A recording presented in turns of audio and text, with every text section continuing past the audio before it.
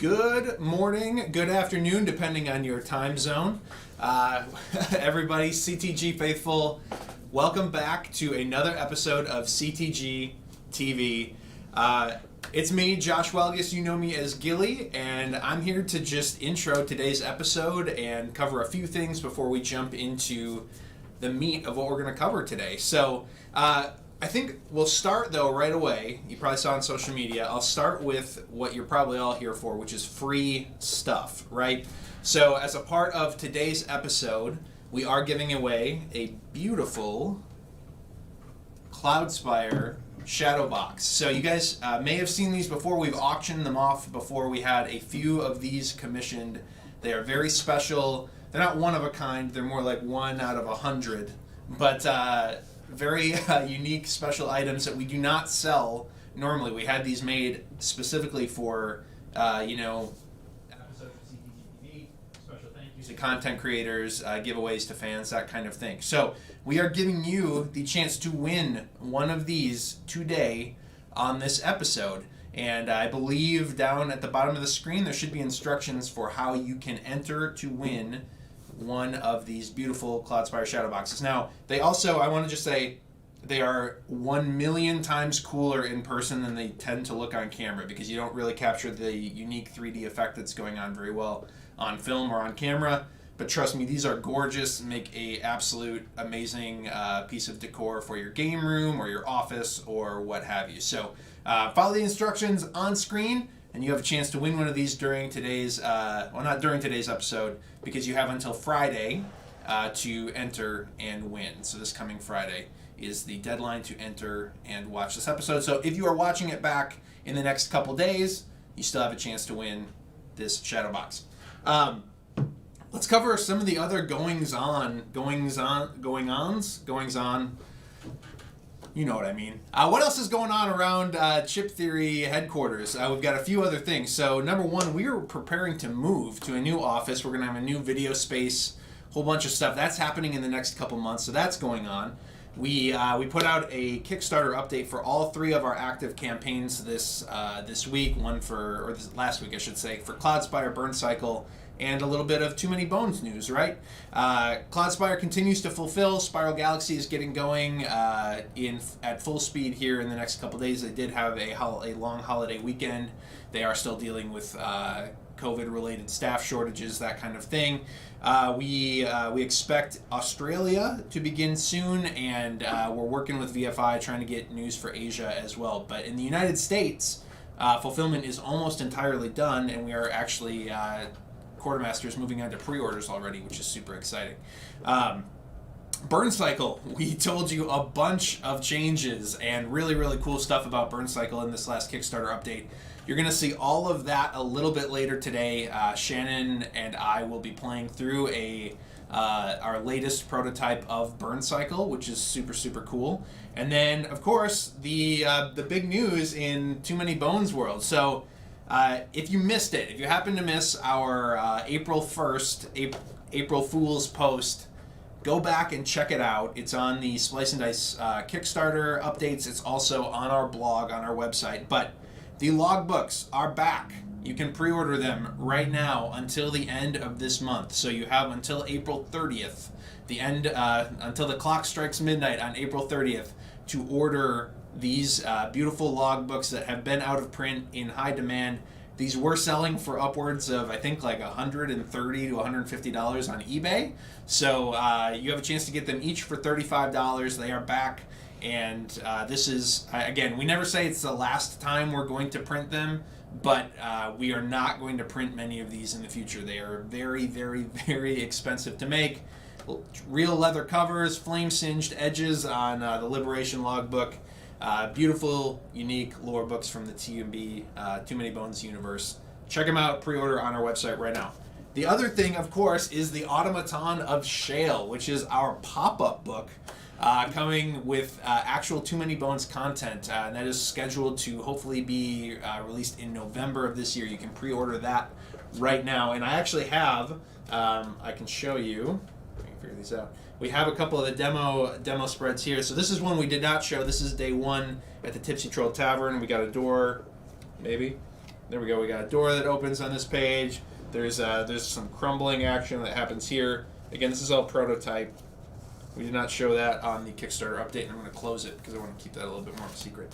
But then the other one that we did show, and I'll make sure I'm opening it up so you can see the wolf, is this wolf pop-up page right here. So again, the Automaton of Shale, a brand new short story told in verse. But then it's going to have unique encounter cards that come along with it. It has a brand new tyrant. It's everybody here in the office. We are super, super, super excited and just over the moon about how this is coming together. It's a super fun project to work on. It's obviously not something that we've seen any other board game company do, and we always get a kick out of that when we do stuff that we think is really unique. But again, there's a bunch of really, really amazing and new Too Many Bones gameplay content that's going to come inside the Automaton of Shale. So go and pre-order those on our website if you have not already. They are all available for pre-order, again, until the clock strikes midnight on April 30th. I initially made our social media post say April 31st because I have not memorized the children's rhyme about how many days are in each month, and I am sad and pathetic in that way. So, but what's to come in today's episode? We have Hoplomachus Victorum gameplay coming at you in just a couple minutes with Adam Carlson and Logan. They are standing by. I'm not going to attempt to pronounce Logan's last name because I always get it wrong. It's Giannini, I think. I don't know. I'm not getting a thumbs up from anywhere because I'm quarantined in a separate office right now. Your first look at actual Hoplo Victorum gameplay, though, we're going to walk you through our latest prototype of that. That has changed a lot, even in the last month since our last Q&A with Adam and Logan. And like I mentioned, Shannon and I will be playing Burncycle in just a little while. So a lot of gameplay for you today on CTGTV. We want your questions. Ask your questions throughout the episode today. We're going to do our best to answer them either while we're playing or in the breaks in between setup between Hoplo and Burncycle. We're excited you're here. We hope you're excited to see some brand new gameplay from the latest, greatest Chip Theory titles. I'm going to throw it over to Adam and Logan. Let's take it away. Let's show you Hoplomachus Victorum. Thanks for tuning in. Hey, everybody.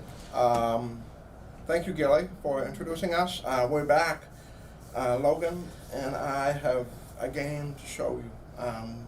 We've set it up now. It's a little bit of a different setup. Just a little bit. But we're prepared to show you. We're going to take you through a series of events and play the game, and I'm very excited about that. But before we do that, just to remind everybody, we have a Q&A that we're going to do after we play. So please come up with your questions. But we will address them after we play, which is maybe about 45 minutes, give or take 15. And then also we have a new hero to show you.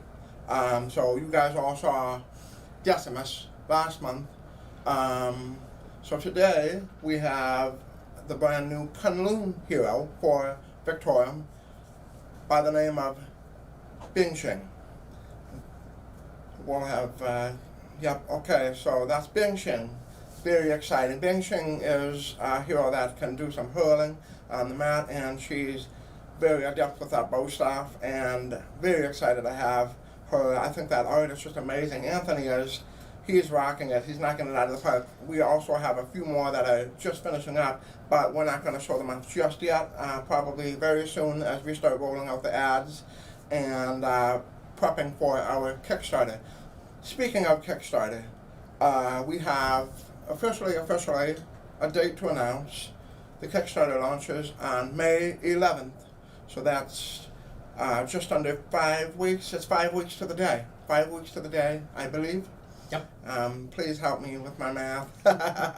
But anyways, it will be at 10 o'clock Central as normal. We always do our Kickstarters 10 o'clock Central. And so we are very excited.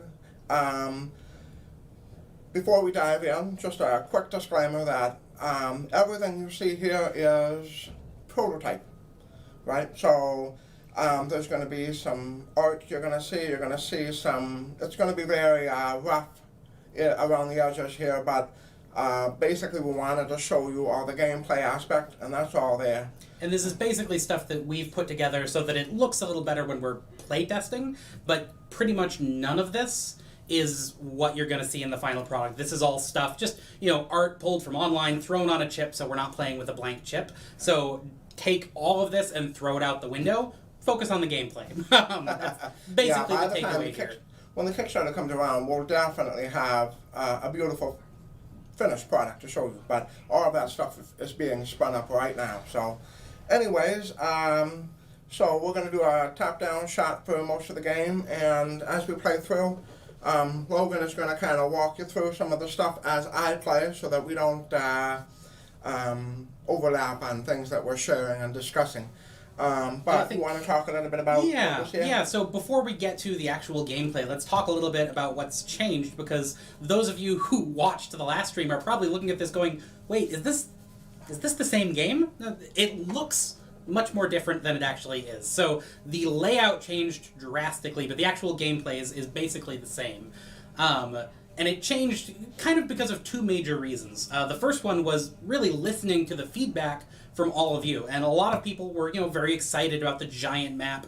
But, there was a fair number of people also who were a little bit concerned about being able to, fit it on their table, having, a proper play area. And, some people who just, wouldn't be able to play it. And that's not something that we really want to do, is exclude people. So that was one consideration. Yeah.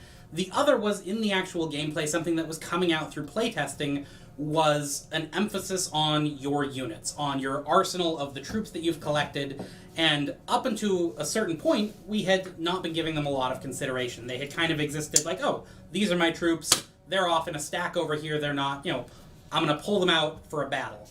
What we were finding as we playtest and brought in, other people to playtest was people wanted to really set them out and inspect them. They wanted to have their army, their roster set aside so they could really critically look at it with events coming up and between events and kind of, make those plans.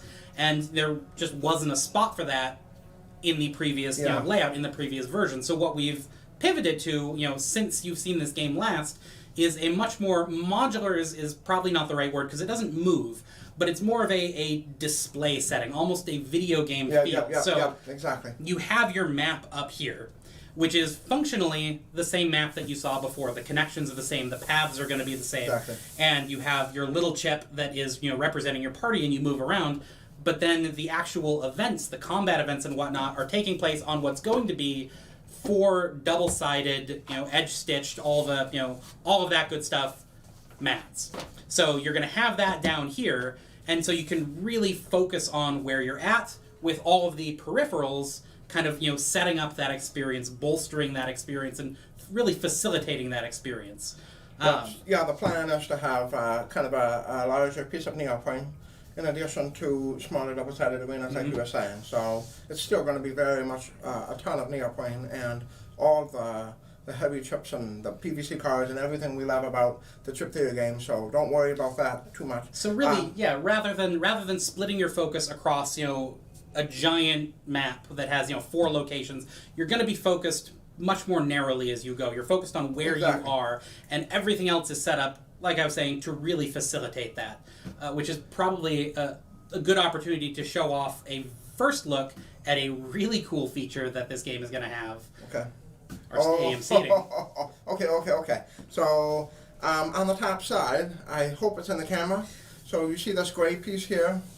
Again, super prototypey. This was used, we used a 3D printer, and it'll be this is just kind of a rough look. Probably one piece. But functionally, what we're excited about is it gives, I think we're using the term, a stadium seating feel. So all the gladiators that come in the game would be displayed on this beautiful piece that's almost giving a stadium feel, like they're... you're in the Colosseum and they're watching you in your event, in your combat. So all the gladiators, not only will they rest there, and they're already set up for the game, but we're going to have a way to basically cover these up and save it and put away in the game. And everything that's non-gladiator comes in the other trays. We've got our health chips and everything else. So essentially 3 pieces of I don't know if this is going to be a couple pieces of plastic, but it's 3 areas for all the chips, right? And basically, lids go on, go in the box, you're ready to set up, pull it out, lid off, you're good to go. Yes, yes. That's one of the things I'm very excited about is the setup time, the takedown time. Not only are there going to be a few of those, because this game is jam-packed with hours and hours of gameplay, it's actually, I would like to call it a campaign. It's a campaign, and it's taken place over 4 different chapters. And each chapter is a very meaningful journey towards a primus, which is essentially what you are as a hero, but you're kind of coming up against another hero of theirs, and you have to do that over a course of 12 weeks. So by the 12th week, you're going to approach this primus, take them down, and then at that point in time, you'll have a great opportunity to kind of save the game, put it away. By the way, yeah, each primus is somewhere in the 2-hour range, you think? I would say a little bit less than that. I would say that each chapter, we're really considering each chapter of this a game in and of itself. Each chapter or act that you play is a rich, complete gameplay experience, but they all tie together to make the campaign. And it's going to vary. It's going to vary on your experience level, how much you've mastered the game, how long you take to make your decisions. I would say each game/chapter is going to be in the, at minimum, an hour if you're playing very fast. Sure. I would say average hour and a half, and That is possibly true. high-end 2 hours. That is true, yeah. I mean, it's depends on your comfort level and your understanding of the game, and obviously with that comes a little bit faster gameplay. But the key here is that it is very much a campaign feel, and you're constantly just kind of growing your roster. Yeah, speaking of roster, so that was one of the things you mentioned that we're really focusing on. So on the right-hand side of my arena here, you can see I've got a few gladiators. So right now you have a screen, you're basically looking at after we've played a little bit. This isn't the start of the game, this is after we've played a little bit. I've already acquired these 3 gladiators, but these are good examples. Like these hail from different regions throughout the map. And so I have those 3 gladiators, plus these 2 are more of a basic gladiator. I started the game with these. They're a little bit weaker than these. They don't have a region that they hail from necessarily, more like gladiators in training. And then I have a couple of tactics. So throughout the game I'll be acquiring tactics and using them, and really it's kind of a balance, striking that balance of making sure I use them to maximize my benefits, but I don't want to run out. I always want to have 1 or 2 on hand just in case I run into that tough fight. But really having this laid out, and after each battle you're going to get a reward in the form of a gladiator tactic or customizing a hero. Mm-hmm. So that's why we set it up Speaking this way. of, so customizing your hero, and again, this is a rough prototype. It's unclear how exactly this is going to look, but basically this is your tracker for your campaign, where you're keeping track of how your hero has improved, how your roster has improved, where you've gone, what you've done, and how your enemy has strengthened as well. So what you can see here on the top down is you have 6 health. You have, in this case, this is how many units you can have all told. So this is your capacity. You have a way to track your attack dice over here. So you're going to start. Decimus, who we are playing with today, starts pretty basic. Starts with a yellow and a green.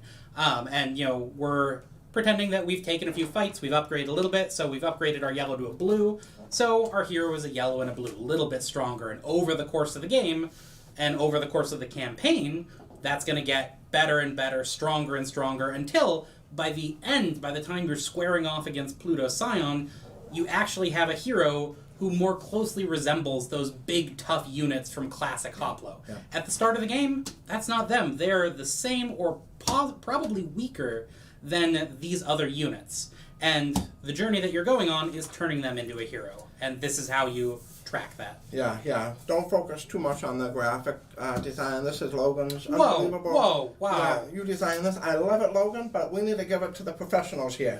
So, but all the stuff that's being tracked, or at least that we're planning on tracking, is there for prototyping. Yes. Yep.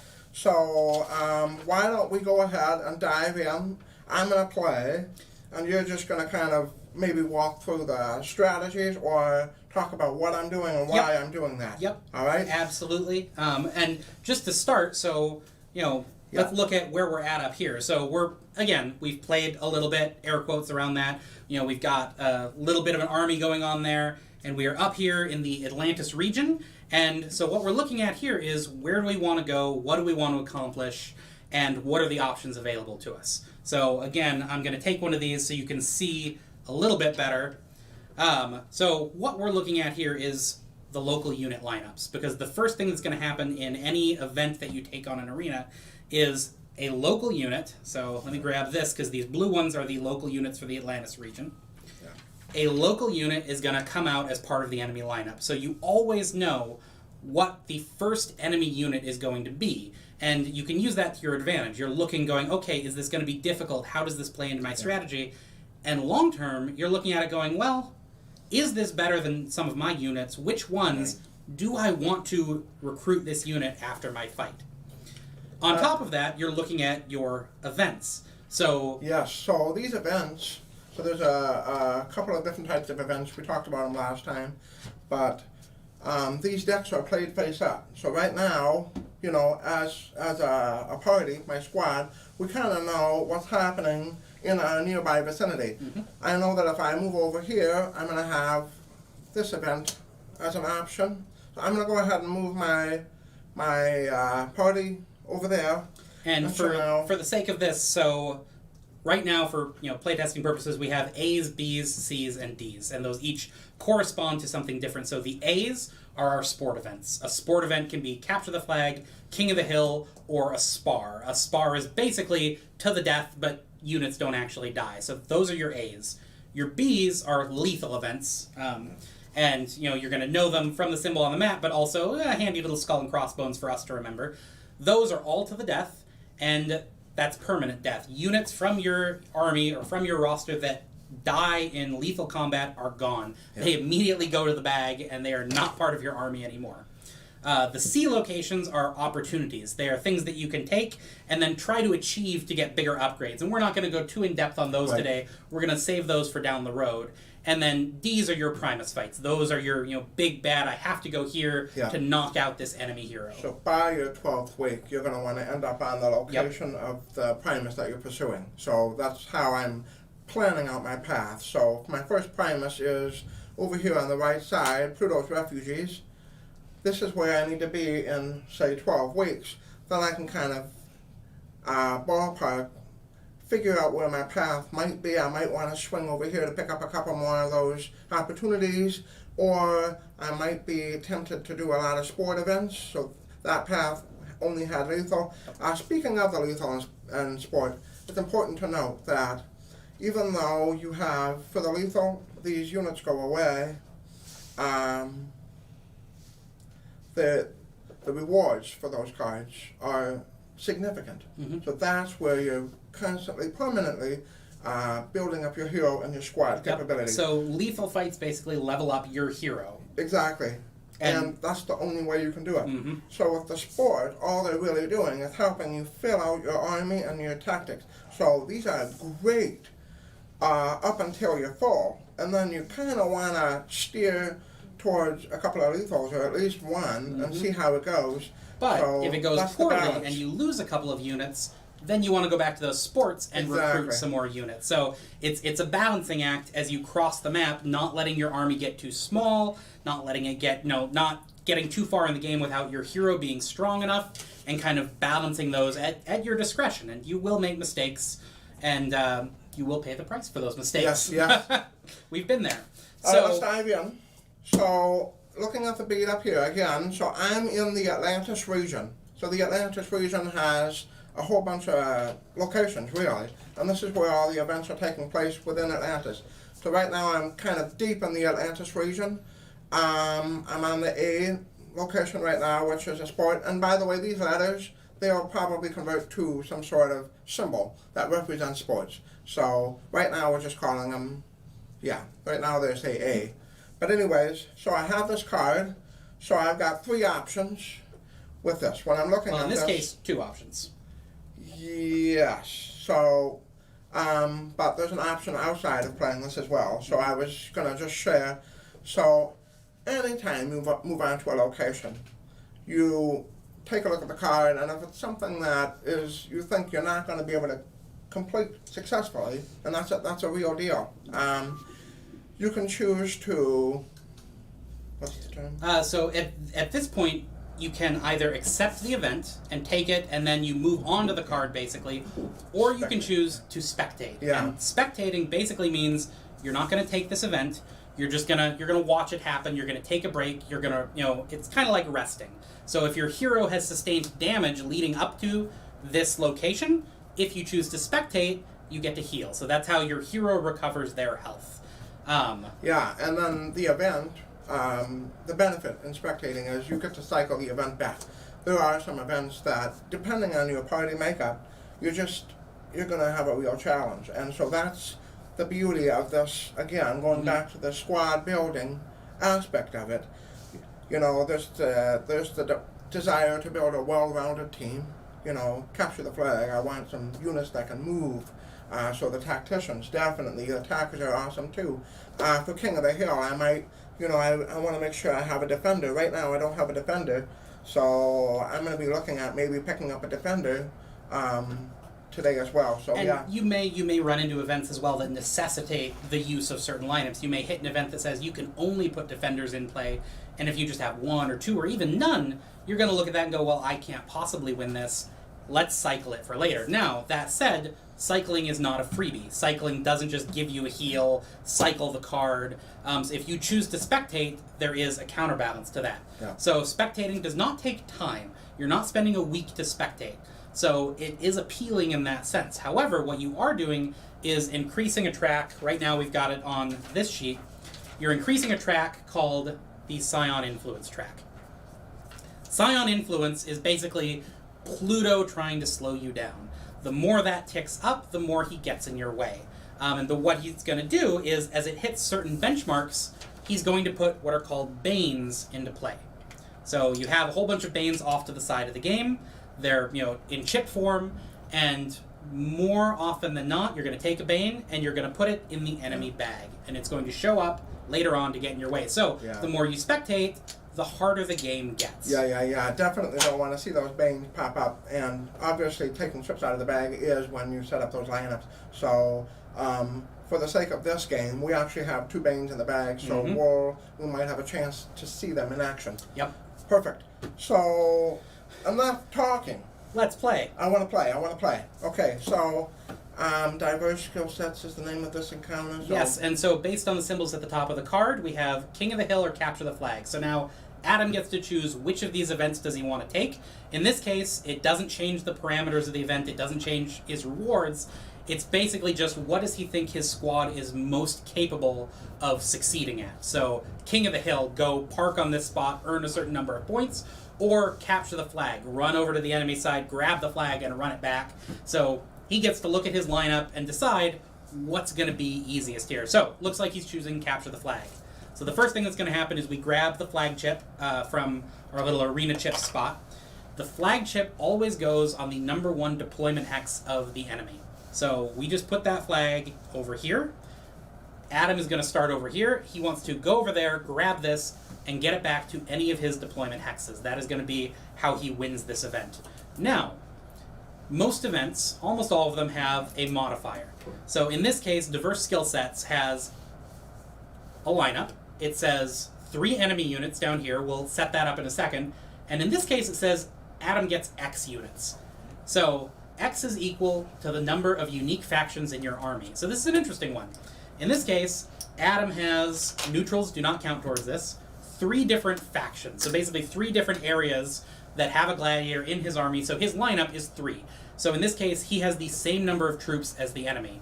That could change, though. He could have more, he could have fewer. This could be an easy fight. This could be a brutally hard fight if he only has 2, or in some cases 1. So that's part of what you look at when you accept this event. So he's figuring out his lineup. Let's make the enemy lineup. So they get 3 units. as mentioned earlier, the first unit always comes from the hometown region.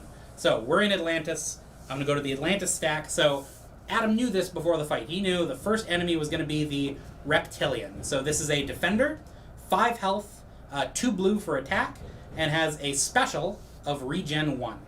So that's going to be the number 1 enemy unit to come out. The others are coming from the enemy chip bag here. So I'm just going to go in randomly. I'm going to draw the second one. It's going to go here.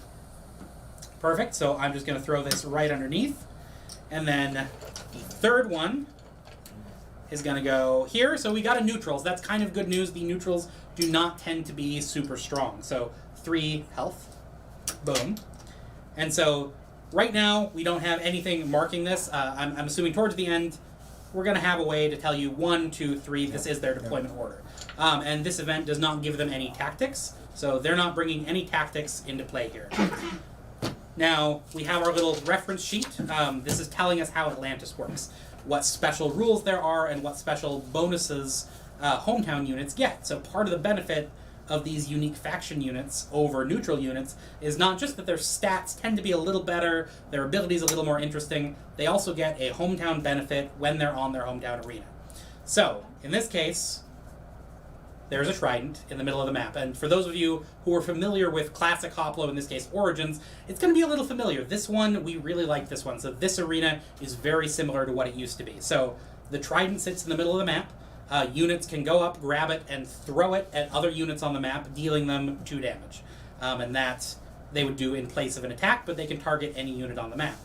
Hometown, or local units, so in this case, the Reptilian, do an extra damage when they do that. So if the Reptilian gets a hold of this and throws it at one of Adam's units, it's going to deal it 3 damage right off the bat, which is a lot. That's pretty deadly. That'll kill a lot of units. So yeah, so we're playing Capture the Flag, and he's starting right on top of it. All right, so Okay. what's happened so far? Okay, so for all the battles, the AI will go first. Mm-hmm. So I'm putting the Reptilian out, and when they are deployed, they don't move or attack the first turn. Just like in regular Hoplo, right? And so then now it's my turn. I deploy. I can play a chip. I can play a gladiator and or a tactic on my turn. So that's the gladiator I'm going to play. I'm not playing a tactic just yet. I do have bolster health and stun, so that's nice. So I'm going to hang on to those and see if there's an opportune time to really maximize on those. I don't know what needs extra health just yet. On their turn, so now they take out the unit and they deploy on the second position. Yep, so First enemy one units was 1. always deploy on the lowest available number. So in this case, 1 was still taken, so the second unit came out on 2. Perfect. Now, this unit now can move and attack. It's got a movement of 1, and it's going to go towards the, well, it's going to go towards this guy, but also towards this position. Yep, so on this map there is targeting priority. We're not going to get too granular on that today.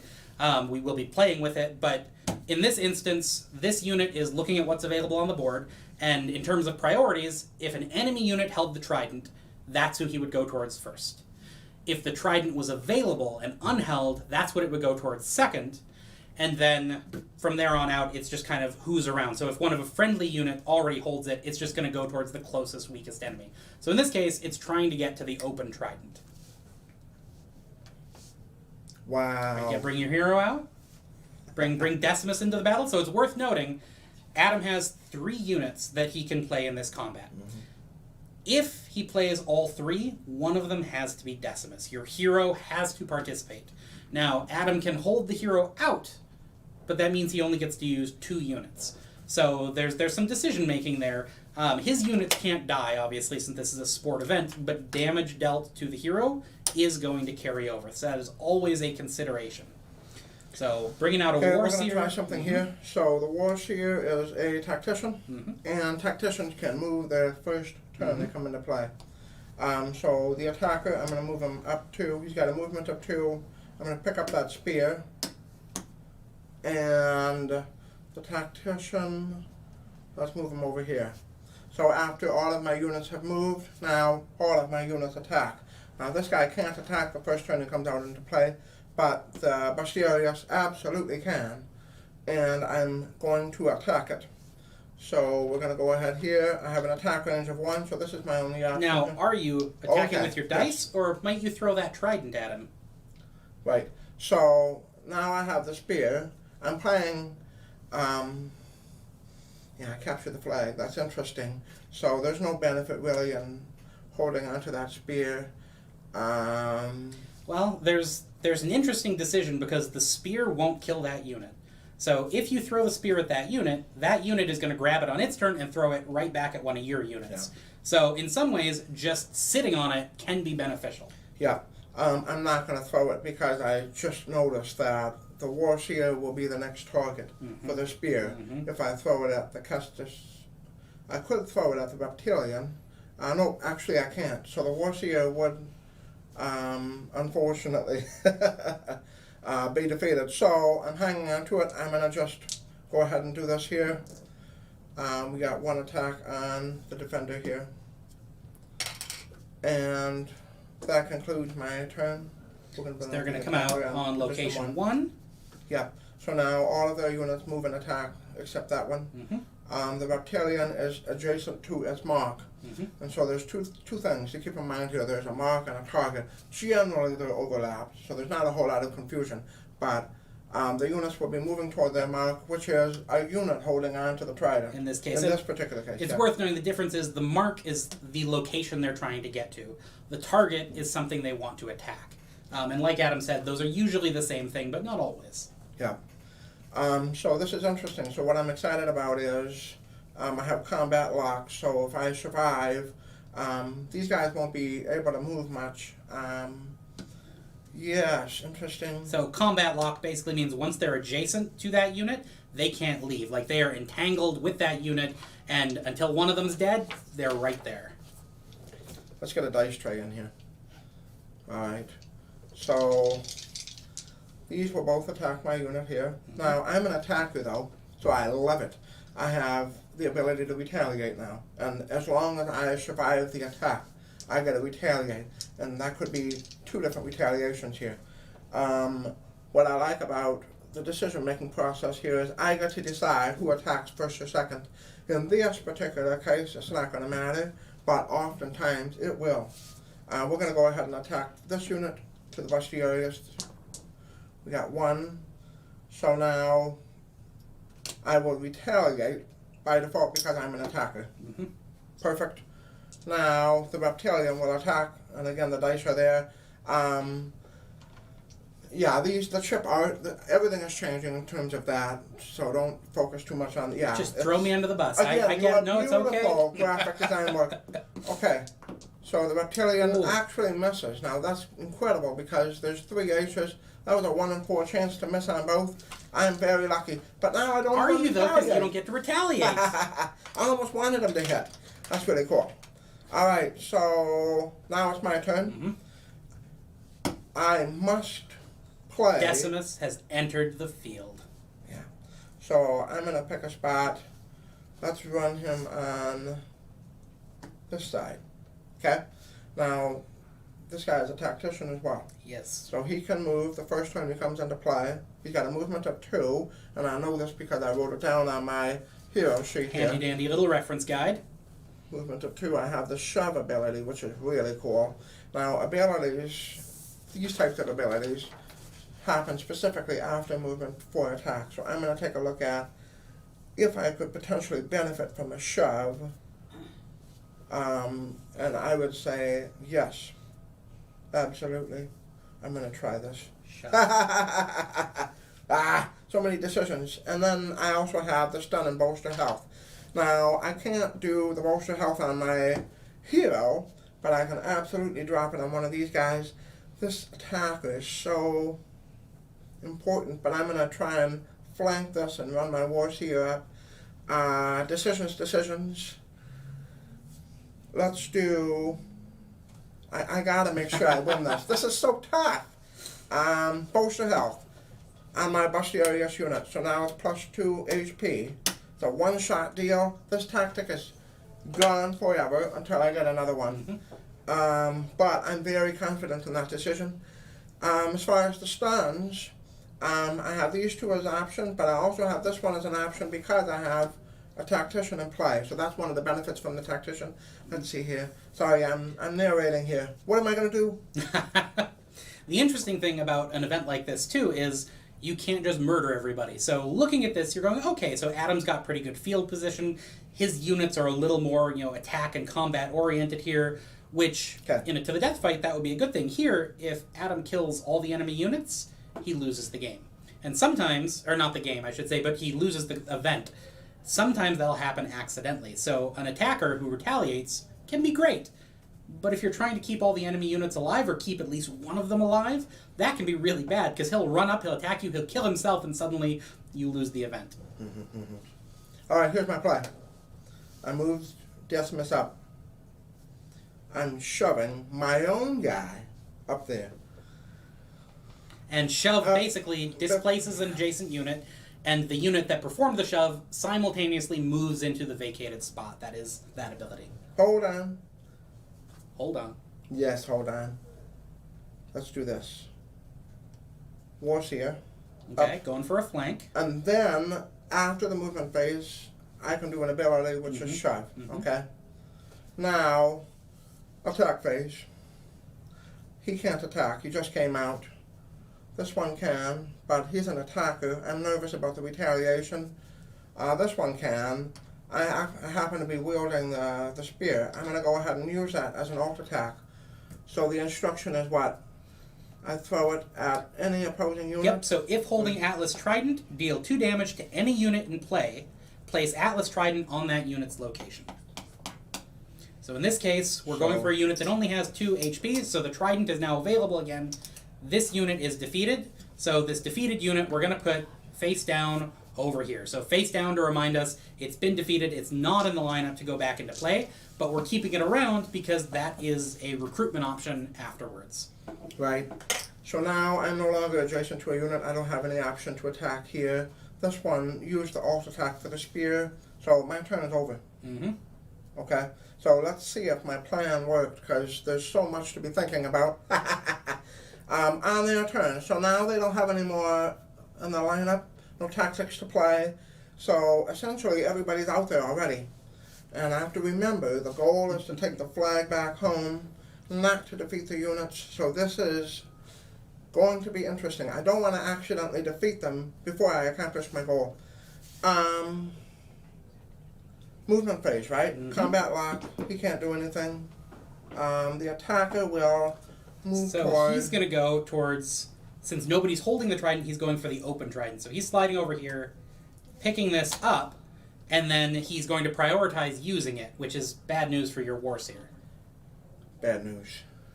Or actually, so it's not. So he would target farthest and strongest. Yep. So that was part of my plan. So my grand master plan worked out. And so now the Warseer is no longer going to be a target. So we're going to move on to the attack phase. Might as well have this one attack first. So the instruction is what? To throw the spear at the farthest, strongest unit. So I'm going to count number of hexes from here, 1, 1, 1, 2 away. So if there was a tiebreaker, he would go after the strongest, the one with the most health. So, but I had planned on the Bustarius getting hit for 2 damage, and that drops on the ground and essentially is automatically picked up by my unit on my turn anyways. So we have the Reptilian will attack one of these two. It does the closest, weakest. So this unit being only 3 health, the Bustarius will remain the target. Oh. Again, double blanks. I am so pumped. I might actually do this. All right. But now, again, no retaliation. That's okay. It's okay. You want to keep them alive. I do. I just... So now, on my turn, I can't deploy any more gladiators, but I can absolutely play stun if I feel it's necessary. I'm going to resist the temptation. I'm going to save the stun for the next fight if I can, or later if it starts to go south. Movement phase. Gotta get that flag. Okay, Warseer is going to run and pick up the flag. Alright, objective 1 complete. Now I need to get it home somehow.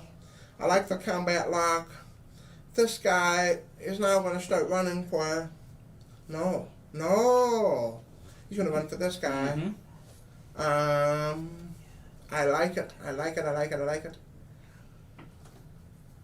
I have shove too.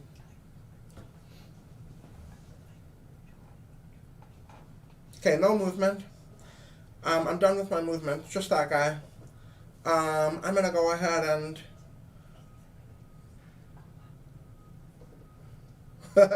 shove this unit.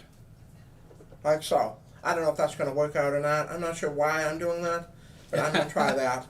Alright. So now with the attack phase, I am once again going to throw the spear, and I'm gonna throw it now at the attacker for 2 damage. 1, 2. And so now the attacker's hanging on. The good news for me is now this guy can attack this turn.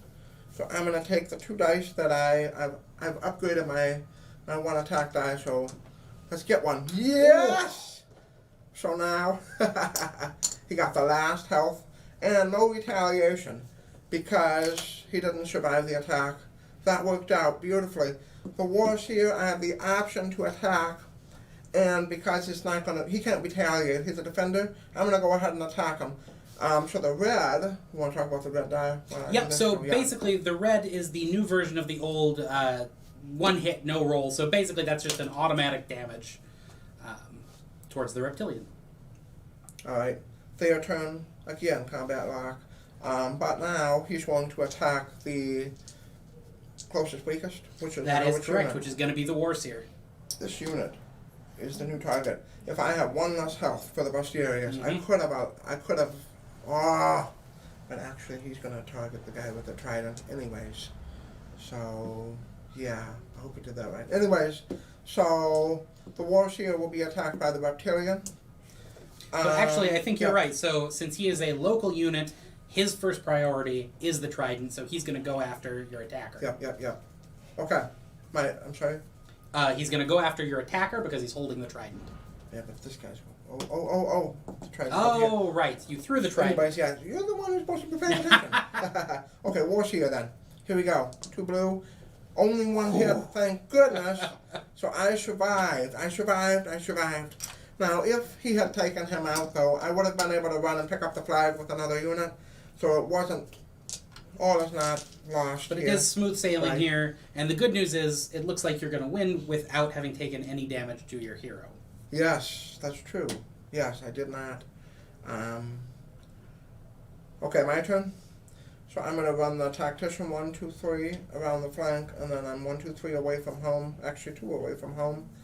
I take that flag back to one of these 3 locations to complete the objective. So let's just wrap it up. Oh, I better be careful not to defeat the reptilian. So I'm not going to attack it. I'm going to run this guy away just in case I misstep here. Not going to attack. You sure you don't want to attack it? Like, just send a message. I need him alive to complete the objective. Okay. So now reptilian's turn. Again, not moving because of combat lock. That is awesome. All right, here we go. And it hits one now. It finally hits one. It would have been a different ball game if he was hitting it. Though. Would have. So he has 2 HP and he missed on both 2 attacks. I would have had to run away or I don't know what I would have done. Combat lock on the attacker is actually very dangerous. Can be. Especially on, yes. the unit that's retaliating.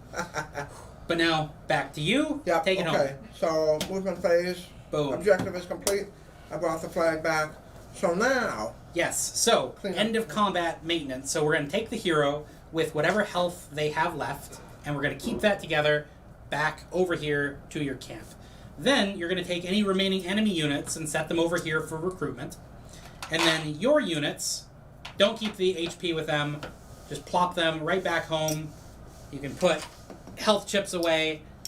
And now, since you won a sport event, do you want a tactic, or would you like to recruit one of these fine units? We'll get these out of your way. So these 3 are my options.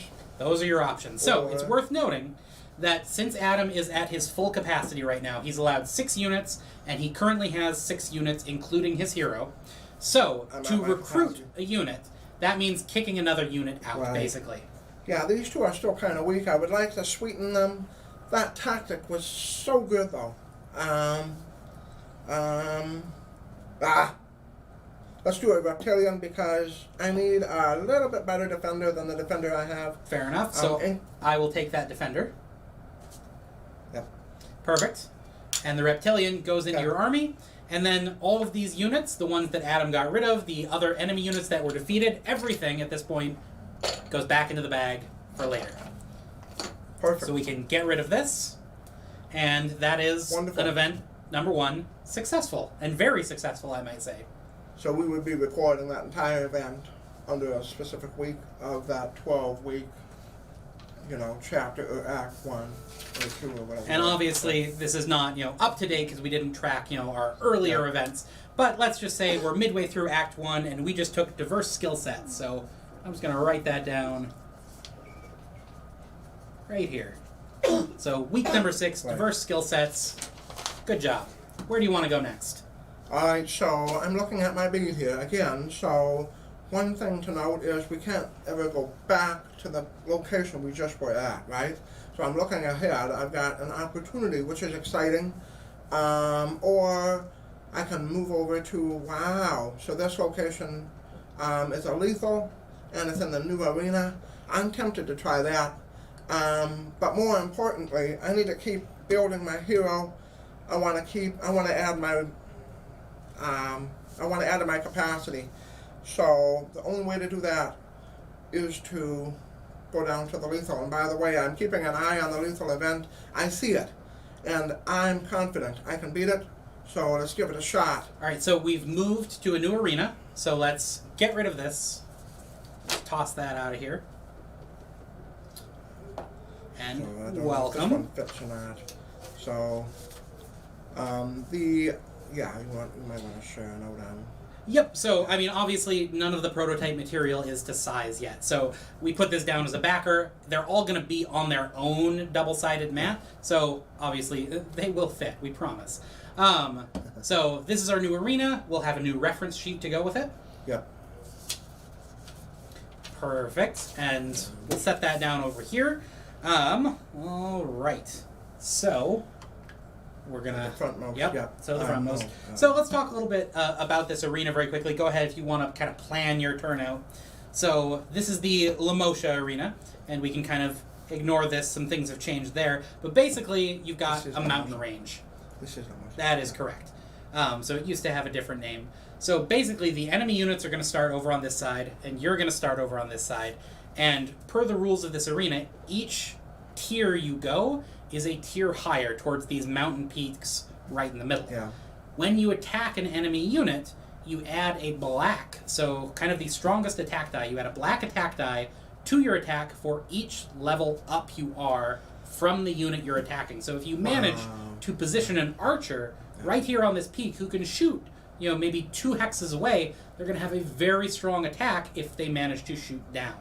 And naturally, the enemy units are going to be tailored to take advantage of this. So, In addition to that, we have, so here's the actual event. So all attacks against adjacent units deal +1 damage. So this is going to be a high damage round. So, yes. and it is I'm 3 already versus looking at my 3. defenders So, and- yep, you go ahead and think about that. I'm going to set the enemy lineup for Thank you. you. So we'll Perfect. take the top enemy unit. It is a Demecharis, which may sound familiar. And then we'll dig for a couple of other units in here. And he is an attacker with a black and a blue attack die and Fury Aura 1. So basically, after he moves, he gets to deal the damage to any one unit within 1 hex of him. Our second one is a neutral again, but is a neutral tactician. So they can be tricky. And then let's see what else we've got going on in here. We've got a Retiarius, so 2 tacticians coming up. That can be good and bad. So tacticians tend to be a little bit less healthy. They do not have super high hit points, but they are quick. And oh, actually, I read this one wrong. So it's a defender and a tactician. So the defenders are the opposite. They have tons of hit points, so-so attacks. And then the tacticians are a little weaker, but they're quick and tricky. Yeah. So, we have our lineup. I'm looking at that. I'm getting kind of confident now. I like it. This Demetrius is definitely going to be a challenge. I'm not too scared of the other two. The beauty is, so while I have my eye on this defender and attacker, I'm sort of planning on using them. I don't have to set my lineup like they do. So as the battle kind of unfolds, I can pivot my strategy and deploy something else. So that's part of why I'm constantly just kind of keeping an eye on the entire roster here. But let's dive in. So they're going to deploy first on the first deployment, and they're going to move towards these two positions here, as referenced on there. Yep, so they're going to head this way, but they're coming towards you. So if you were facing the enemy Primus here, so the enemy hero of this region is an archer. So he's programmed a little differently, which you'll see sometimes through here, to specifically take advantage of this region. So if this were a Primus fight against the enemy hero of this region, they would be programmed to mark right to the middle and then sit there and just fire arrows down on you. In this case, luckily, this is not the hero, so he'll come up to the peak, but then he'll keep going. So I'm going to do something crazy. Hero first. That's crazy! Because I am a tactician. I want to move to the center ASAP. So deploy and move 2. Alright. 5 hit points over here. Yeah. Enemy defender is coming out, and then the enemy attacker has a mark and a movement of 2, so 1, and then would you like to go here or here? I will move them here. 2. And local gladiators also have reposition.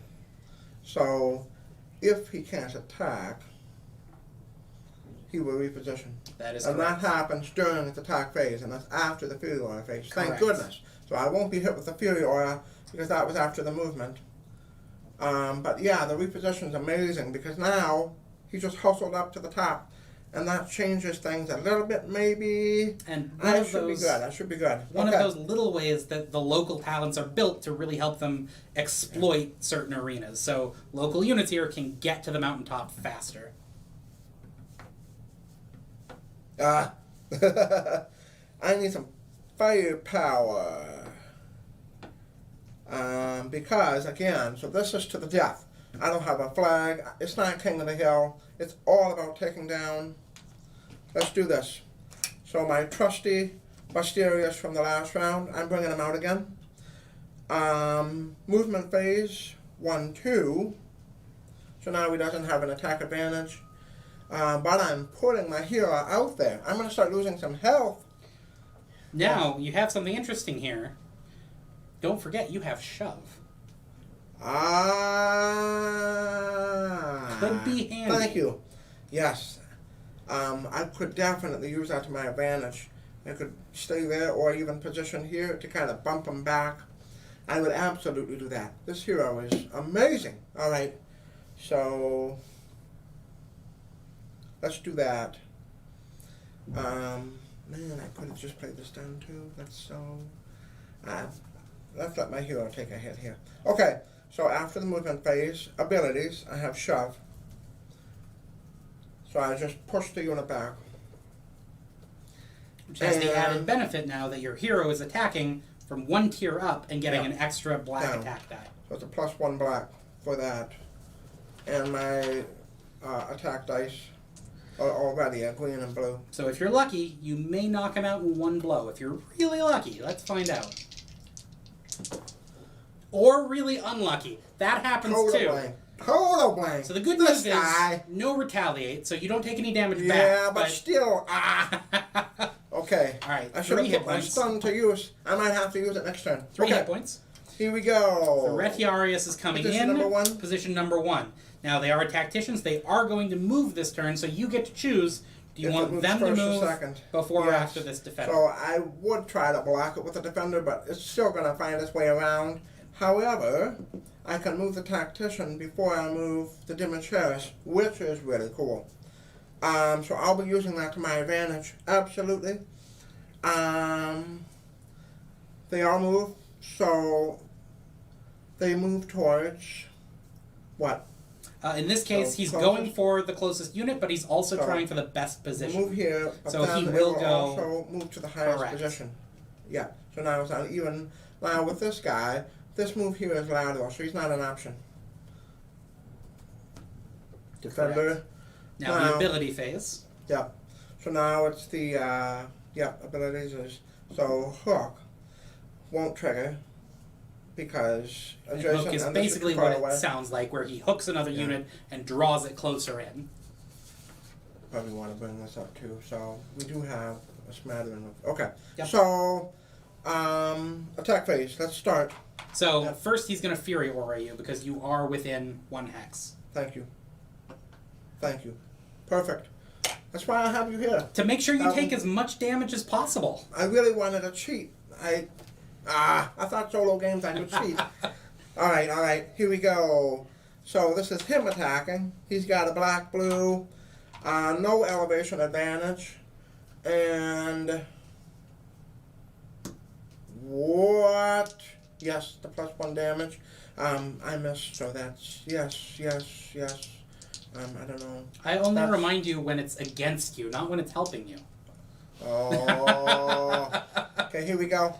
So it's 1 hit plus the +1 damage from the event. And then I can't retaliate. I'm a tactician. I'm in rough shape, folks. Rough shape. And something to bear in mind is there is always the option, mid-combat, to forfeit. Now, forfeiting is not something you want to do because forfeiting doesn't give you the benefit of spectating. It doesn't heal your hero, and it already cost you a week. You've already spent your time accepting this event, so forfeiting is a last resort if you're going to lose the game or suffer, critical, irrevocable losses. So if you think your hero's going to die, or a unit who's just indispensable to your plans is going to die, you can forfeit an event. So he was just deployed, so... Oh, yes. And this one's too far away. So Correct. perfect, okay. So I still have 3 health. I'm not too worried yet then. I don't know, he looks pretty worried to I need me. to get my defender in play here. I think. And the stun. And the stun. Definitely. I'm still going to play this out. I'm not conceding just yet. I got this. So let's start with the stun on...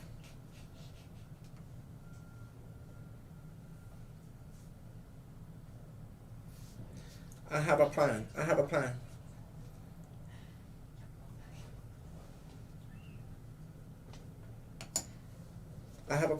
I believe it, I trust Yeah. you, I trust you. Stun. Also, yes. I feel like I want attackers. They deal Alright. damage. So we're bringing out Damage, some more damage, damage. firepower. Okay. So now, movement phase. I'm kind of moving back there. Mm-hmm. And the attacker will move too. And I'm going to shove him up the hill, actually, because shove works. I can choose one of these 3 to push him onto. So my ability is to shove this thing up, right? Now the combat lock is interesting, because now he's not going to be trying to reposition. This guy is stunned. Anyways, so both of these can still attack. So let's see if I can do some damage. Bustiarius has the 2 Height black, advantage. a blue, Yep, for elevation, and it's going to deal and 1 then additional +1 damage. damage. So I just need 2 of these to hit. And I'm golden. Boom! Boom! Off the Bye-bye. board. Bye-bye. And my Decimus is also going to attack because he needs a turn to do that. And I just have my 2. I don't have elevation advantage here. I hit for 2 and I'm adjacent. So I hit for 3. And that is Also all dead. 3. Unbelievable. All of that was decided in that turn.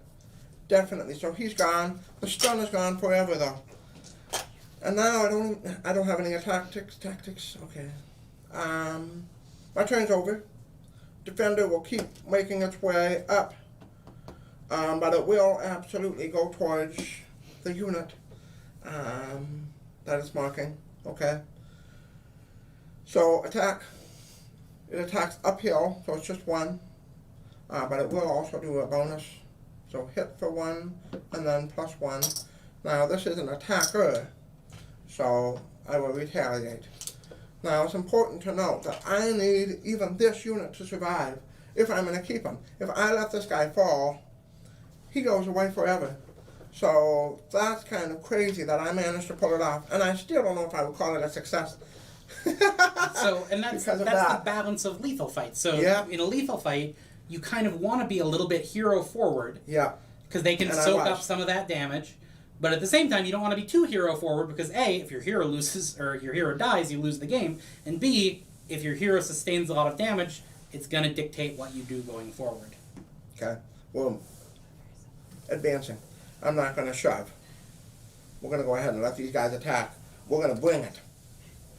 Alright, so Decimus is these two, plus elevation advantage, plus event. I love this event. Perfect strike, 1, 2, 3, 4. How lucky is that? A lot luckier than your last event. Alright, so, lethal fight. Achieved. Alright, so these guys, you said earlier, they go back here. Now, Decimus will remain with its health. It's missing health, rather. Correct. But, and then since this is a lethal fight, you're not getting a recruitment option, so the enemy units we can take away and put right in here, but you do get an upgrade option. So, would you like to upgrade your health? Mm-hmm. So if you upgrade your health, you upgrade your max HP by 1, and you would also get that 1 HP right away. So, not a bad idea after taking some damage. You could upgrade your capacity, which would give you the ability to hold more units at a time. Or you can upgrade your attack. Now, upgrading your attack is interesting. Let's bring this back. Wow. So, upgrading your attack, right now we've got a blue and a green and 2 dice unlocked. So, Adam could choose either to add a new die up to a total of 4, so a yellow die, or upgrade one of these existing dice. So a green would become a black, or you could make the blue a green. How would you like to upgrade? Alright. So, health is so important. Capacity, I know I said I wanted that earlier. I'm changing my mind. I need a health. It's what I would call the least sexy option, but still super, super important. So I need to not forget to continue to build my hero's health a little bit as I play through the game, because when I get to the end, I still want, 10 health. Plus, now, you're at 4, which is okay. Maybe you can take an event at 4. Yes, that's true. But now if you spectate, you're going to be at 7 going into the next one. I would. Which may not be a bad option. So let's see where I'm at. So I can't go back there. I could move. Yes. So I'm next to a harbor. That's what this ship is. So I could actually hop over here and jump all the way over here. That's tempting. That takes time, though. That takes an additional week here. So I know I wanted to maybe, I still want to, I need to level up. I need to acquire so I'm going to take the slow path to this Primus. I don't need the harbor right now. And I'm also looking at the Amazon unit. So now I'm in a skirt. Spectate. Skirt. Spectate, thank you. So basically, it allows me to gain my 3 health from my hero. So now I can use them with confidence, because if this guy falls, even in a sport battle, it's game over. I mean, I would still, concede. Or what is Correct. it? Or forfeit the event. Surrender, yeah. So the other things that happen now in this case, we heal to full. We take the top event that we decided we were just going to watch, and we're going to put that on the bottom. And then on our tracker sheet, we're going to get a little bit of Scion influence. Yes. So now I can move up, and I'm ready to start. I need to rebuild. I need a tactic. For sure. All right, so and once again, we're in a new arena. We are, yes, the Amazons. Thank you very much. Here we go. So we're going to set it up like this for now. It's a little backwards, but... Perfect. So yes, again, it will be on a little larger, arena. So. And we've got a new reference sheet. Different sheet, Amazons. All right, so the Amazon arena is super fun. Basically, you have 4 giant pillars. So Adam's going to grab the arena chips for this one, and you've got 4 pillars that seesaw back and forth and just shove units as they go. So it's a very hard arena to kind of stand your ground and hold a position, which is actually a little bit of bad news because Adam chose a King of the Hill event. It's a little hard to sit on this hill, so this one's going to be interesting. So these are the key King of the Hill locations. Again, the art on the chips is a work in progress, right? But yes, so that's interesting. These are my deployment hexes. AI is up here. I'm taking a look at the Amazon units here. And it is 3-3, and the modifier for this combat is Adam's hero has to be the first unit out. So it's probably a good thing that he spectated the last one. Would you mind drawing 2 chips for me, please? One and then the other. Oh, no, you did not! So, we got our very first Bane. So, this was put in earlier because the Scion influence was increasing. What does it say? We drew it out of the bag. It says, take 1 damage. So, that's 1 damage right away to your hero. Ouch. Hero's already Which down to 6. could potentially lose you the game in some cases. And then it tells you what to do afterwards. In this case, it says return. So return means after you do this, it's going to go back in the bag. So it's not going to happen right now. We're going to draw replacement units. Yeah. So and then it will go back. In the next event. That and is then the correct. event after that. So we got another Amazon unit. So now we have 2 local units. And our third unit is +1 movement on this one. Oh, okay. the Sagittarius. And now the Thorns go back in the bag to wreak havoc later on. Archer. So we have attacker, archer. Low health. I need to take advantage of that. But it's King of the Hill. So I'm not allowed to really... So you don't want to kill them all. Just some of them. Alright, well, I will worry about what I have to deploy soon. First things first. Let's see what they're up to. So, King of the Hill also uses a die counter. Correct. So I'll grab that since you have no points yet. Okay. But King of the Hill is played to 6 points, just like in Origins.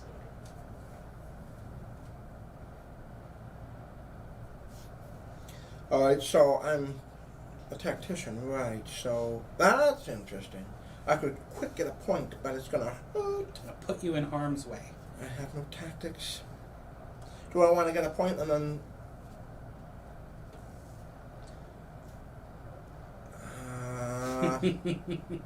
yes! I just kind of played in my head where the pedestals would be. Perfect, I have a plan. You also have another tactician. So I you can bring them out the next turn too and the... speed up. Yes, okay. So, tactician moves first turn and comes into play. That's my move. Alright, so after the player turn for this arena, all the pedestals move based on the direction they're pointing. So 2 of them are starting out this way, 2 of them are starting out this way. And what's going to happen as it goes along is if there's a unit in the way, it will push that unit. If it can't push that unit because it would hit the edge of the map or push a unit into another unit and then hit the edge of the map, it turns around. Alright. Archer, up top. Also has heave. That's gonna hurt. Okay, so movement phase. Attacker will move towards me. But it only has to move. And thanks to the pedestals, he's not adjacent to me. So I'm safe from that one. However, the peltus was just applied. Archers can attack. The turner comes out. Archer's attack range is only 2. That's great. But this particular archer has a skill called heave. Heave actually is, it takes its strongest attack die? I believe that is correct. So let's see. Heave, roll your strongest attack die against an enemy within 3 hexes. So it'll throw a green and attack me as an alt attack, sort of. It's a special. Yeah, we've renamed all the alt attacks to specials now. So, alright, so let's see what Heave does. We're hoping a miss. And no. So now I'm down to 5. It's a good thing you healed up. Scary. Scary. Alright. So now, start of my turn. I get a point for King of the Hill. I'm standing on one of these positions. If I actually were standing on 2, I actually would get 2 points in a single turn. That's Correct. cool. So I could try and get my tacticians lined up, but the pedestal's going to push me off. And How am I going to do this? It is worth noting that every arena behaves a little differently with these different modes of play. So King of the Hill here gives you 4 hexes you can sit on, but you've got these things that are knocking you out of the way. In the Atlantean arena that we played earlier, the King of the Hill hex is actually the trident. If you're holding the trident, that is your King of the Hill. So you can move the hex around and manipulate it in certain ways, but if you throw the trident, you lose that, those King of the Hill points if that's the mode of play that you're playing. So all 8 of the different arenas in this game play differently with the 3 different modes of play. Alright, so...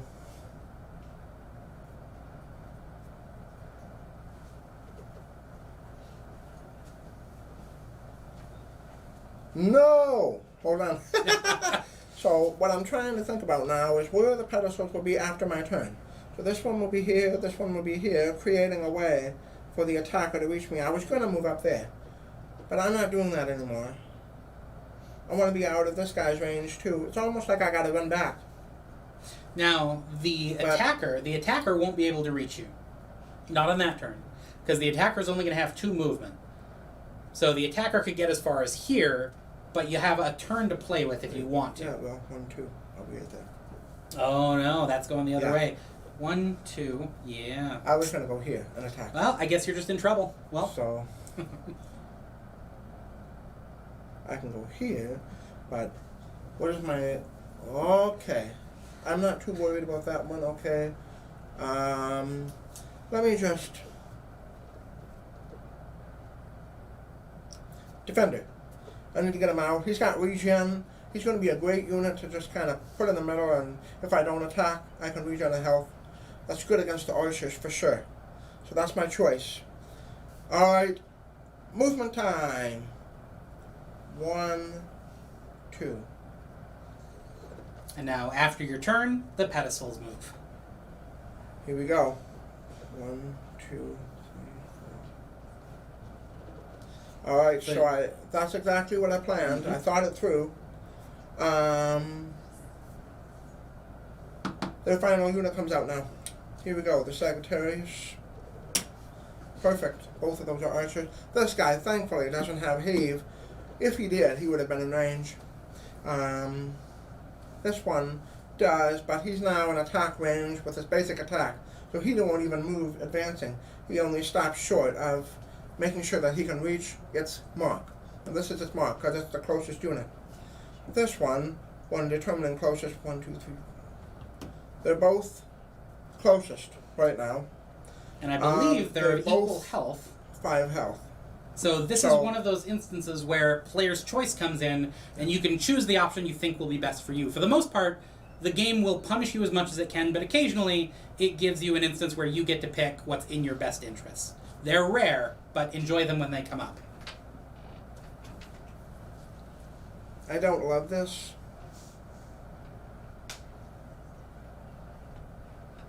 It doesn't matter what I do. I'm gonna inevitably face this guy. But right now I'm gonna... you know what? I want a 3 shot at him. 1, 2. Okay. So, he's not moving. He moved. He can't move first turn. Attack phase. Out of range. In range. Attack. Out of range. So, let's do this one. We got a blue and a green. Hit for 1. Hang in there. I was just at 7 health. It can turn so quickly. Thank goodness I spectated. Mm-hmm. Otherwise I would have been at 1. But I would have played differently. But wow. Okay. I'm far from out of the woods here. So do I want, again, King of the Hill. I'm still 5 points away. What's my plan? Those pedestals are really screwing me up. I have to park something there. I have to. But I want to move in and I want to attack, so in order to do that, I'm playing a tactician. And I'm going to run around and park it there. That's the plan. I need 1 more point for sure to get me closer. I don't like using this unit because it's so vulnerable to the archers. Ah, okay. Just remember, cowardice is always an option. Well, now you got me second guessing.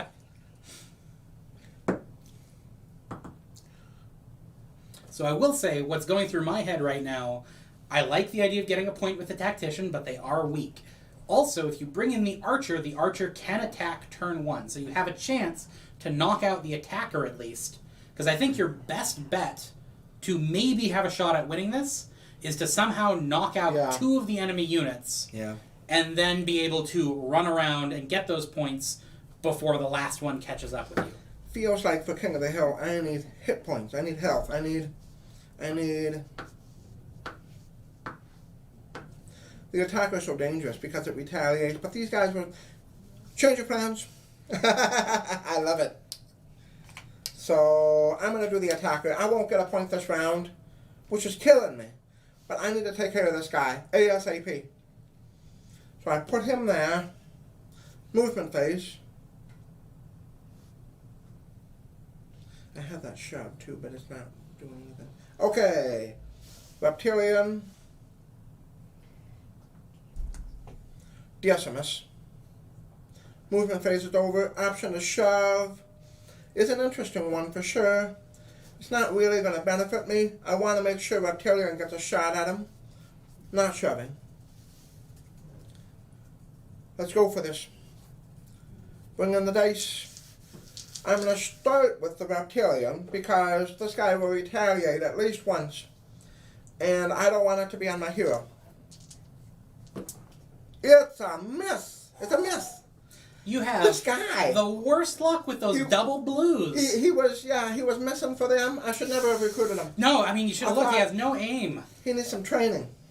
Training. Decimus, go. Okay, I'll take it. It's going to hurt. Perhaps too much so. I'm just doing some math here. This is brutal. Okay. And actually, you can't hit him that second time. He has deflect. No. Thank you. So that particular unit has deflect. Deflect basically means he can only be attacked once per turn. So because the Reptilian already initiated an attack against him, Decimus cannot. Yep. Which is both good and bad. It saves Decimus a health right now. Alright, so everything's on the board. Alright. And so now, this is crazy.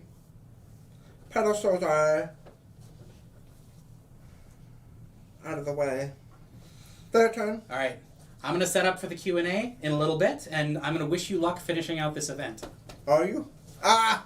Okay. Here we go. I hope I do Logan proud here. What am I going to do? Their turn. Okay. Balance is next to its mark. He's not moving. The Peltist and the Sagittarius are moving. Sagittarius has 2 movement though. So 1, 2. This guy has 1 movement. This is going to hurt. Attacking, they can all reach something. He's got heave. The good news is, so the Reptilian is a defender, and one thing about the defender is that they act sort of as a taunting unit, and any opposing units adjacent to it forces that unit to be attacked. So that's the good news, having the Reptilian next to Valis right there. So let's start with that to get that out of the way and see how that looks. Valis is attacking, and it will have to attack Reptilian because of the defender. Hit for 1. Now, these two are going to be a little bit more brutal. Sagittarius attacks the 1 unit that's in its range. That's my hero for 1. And now the Peltist will do the heave. That's the top die. It's a miss. Yes! So now I have 3 health still. But this is getting dangerous, and I'm still focusing on the king of the hill aspect. So really, now I'm going to start getting, yes, closest, weakest.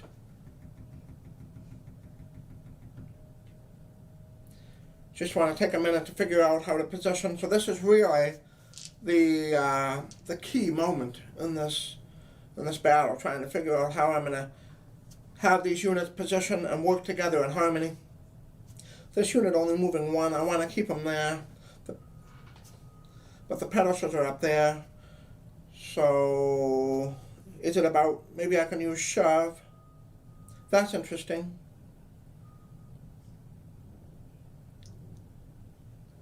Attacker. Let's do that. Okay, attacker moves 2. Decimus will move here. Reptilian will move up 1 here.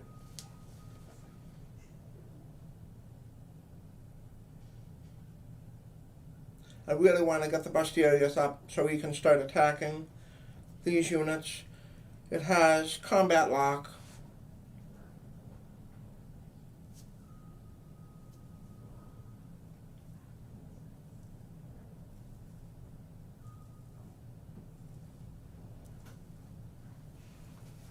No. No, no, no, no. I need to have them combat locked before they can reach my hero. Whatever happens, my hero has to survive.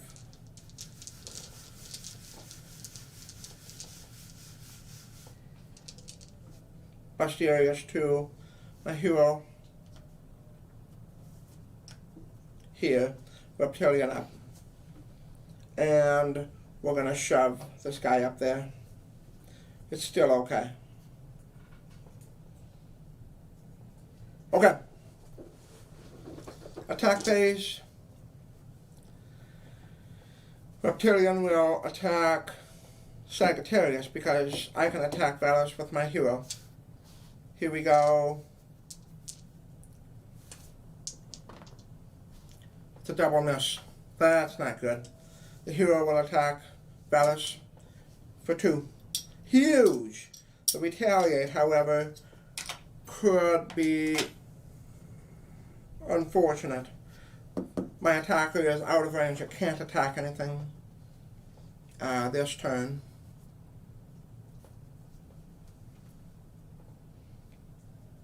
So now, my turn is over. We look at the pedestals. The pedestals will all turn around. And they will shove the units. And I totally did not think that through. But these units are ultimately shoved this way.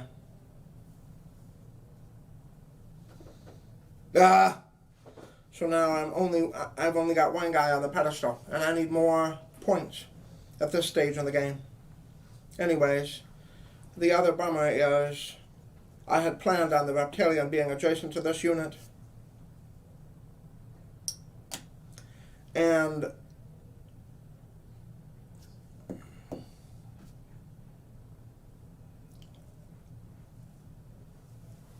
I made a mistake. So already I'm thinking this battle's not going to work out. If I allow them to get to their attack phase, Valus will attack this unit, no doubt, and Sagittarius will attack the weakest unit, which is this unit. Let's have 1 attack happen first. Let's do the Peltist on this Reptilian. If they both hit, then I have a player's choice situation. So unfortunately, I can't force the Sagittarius to attack Reptilian. We could roll the dice here, literally. Sagittarius will attack Decimus. Sorry, I was supposed to use a yellow green. So with Valus left to attack, I'm not going to let that happen. So I am putting up my surrender flag. I surrender, and that's an option for all the fights, lethal and for the sport fights as well. The good news is, even if these units fell in battle during the sport fight, they come back here. The bad news is, so yes, my hero thankfully survived. Comes over here with just 1 health. So what's ultimately going to happen is I'm going to have to spectate, replenish my hero, and then start all over again. So it's kind of a 2-week loss there. But good fight. Very, very, very close. I really liked it a lot. So I'm going to just set this up here. So ultimately, that was the 3 battles that we wanted to show you. As I continue my path, as I said, I would end up replenishing Decimus. Yeah,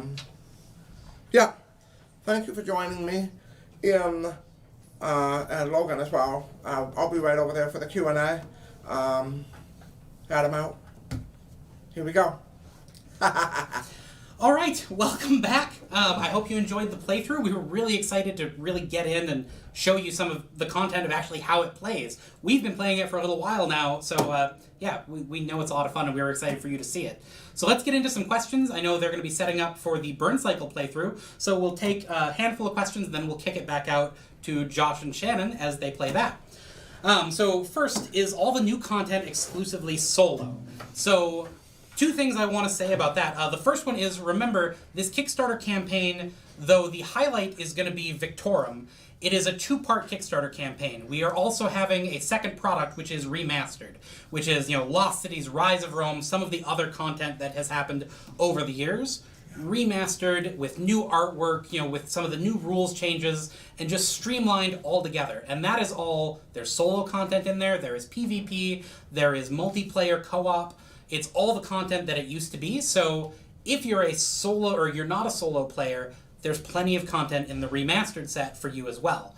Now to Victorum, although the rule set that we have structured around it is for the campaign, like that is the heart and soul of Victorum, you will have noticed, especially with this new setup, that you're going to have 8 double-sided arena mats, and there is absolutely no reason you can't treat those like Origins and play PvP with other players using these 8 unique arenas and unique arena rules. So while Victorum and its campaign is a solo-forward game, if you want to play those arenas, there's going to be lots of content that you can use as PvP if you want, not to mention remastered. Yeah, so you mentioned 8 double-sided, there's 4 double-sided, there's 8 arenas. Sorry, 8 arenas. I will say also that even though this is kind of the first, I don't want to say, so Victorum itself is its complete game as we designed and envisioned it. But that doesn't mean that we won't take it down the road and put a little PvP in it, or there's just the option to open the ideas that we're kind of spitballing through here. We absolutely would like to lean into trying to make Victorum more flexible and using remastered in very unique ways as well. But ultimately, yes, everything you said is right on. Thank you. And also, just a reminder, if you want to win this lovely Cloudspire Shadow Box, which is gorgeous. I think I might just take it home myself. Follow the instructions on the screen right now to have a chance to win. And good luck to all of you, because it is lovely. Question number 2, have you considered neoprene overlays for the different levels of the mountain mat, like the Cloudspire Earthscapes? I really like that idea. It's a cool idea.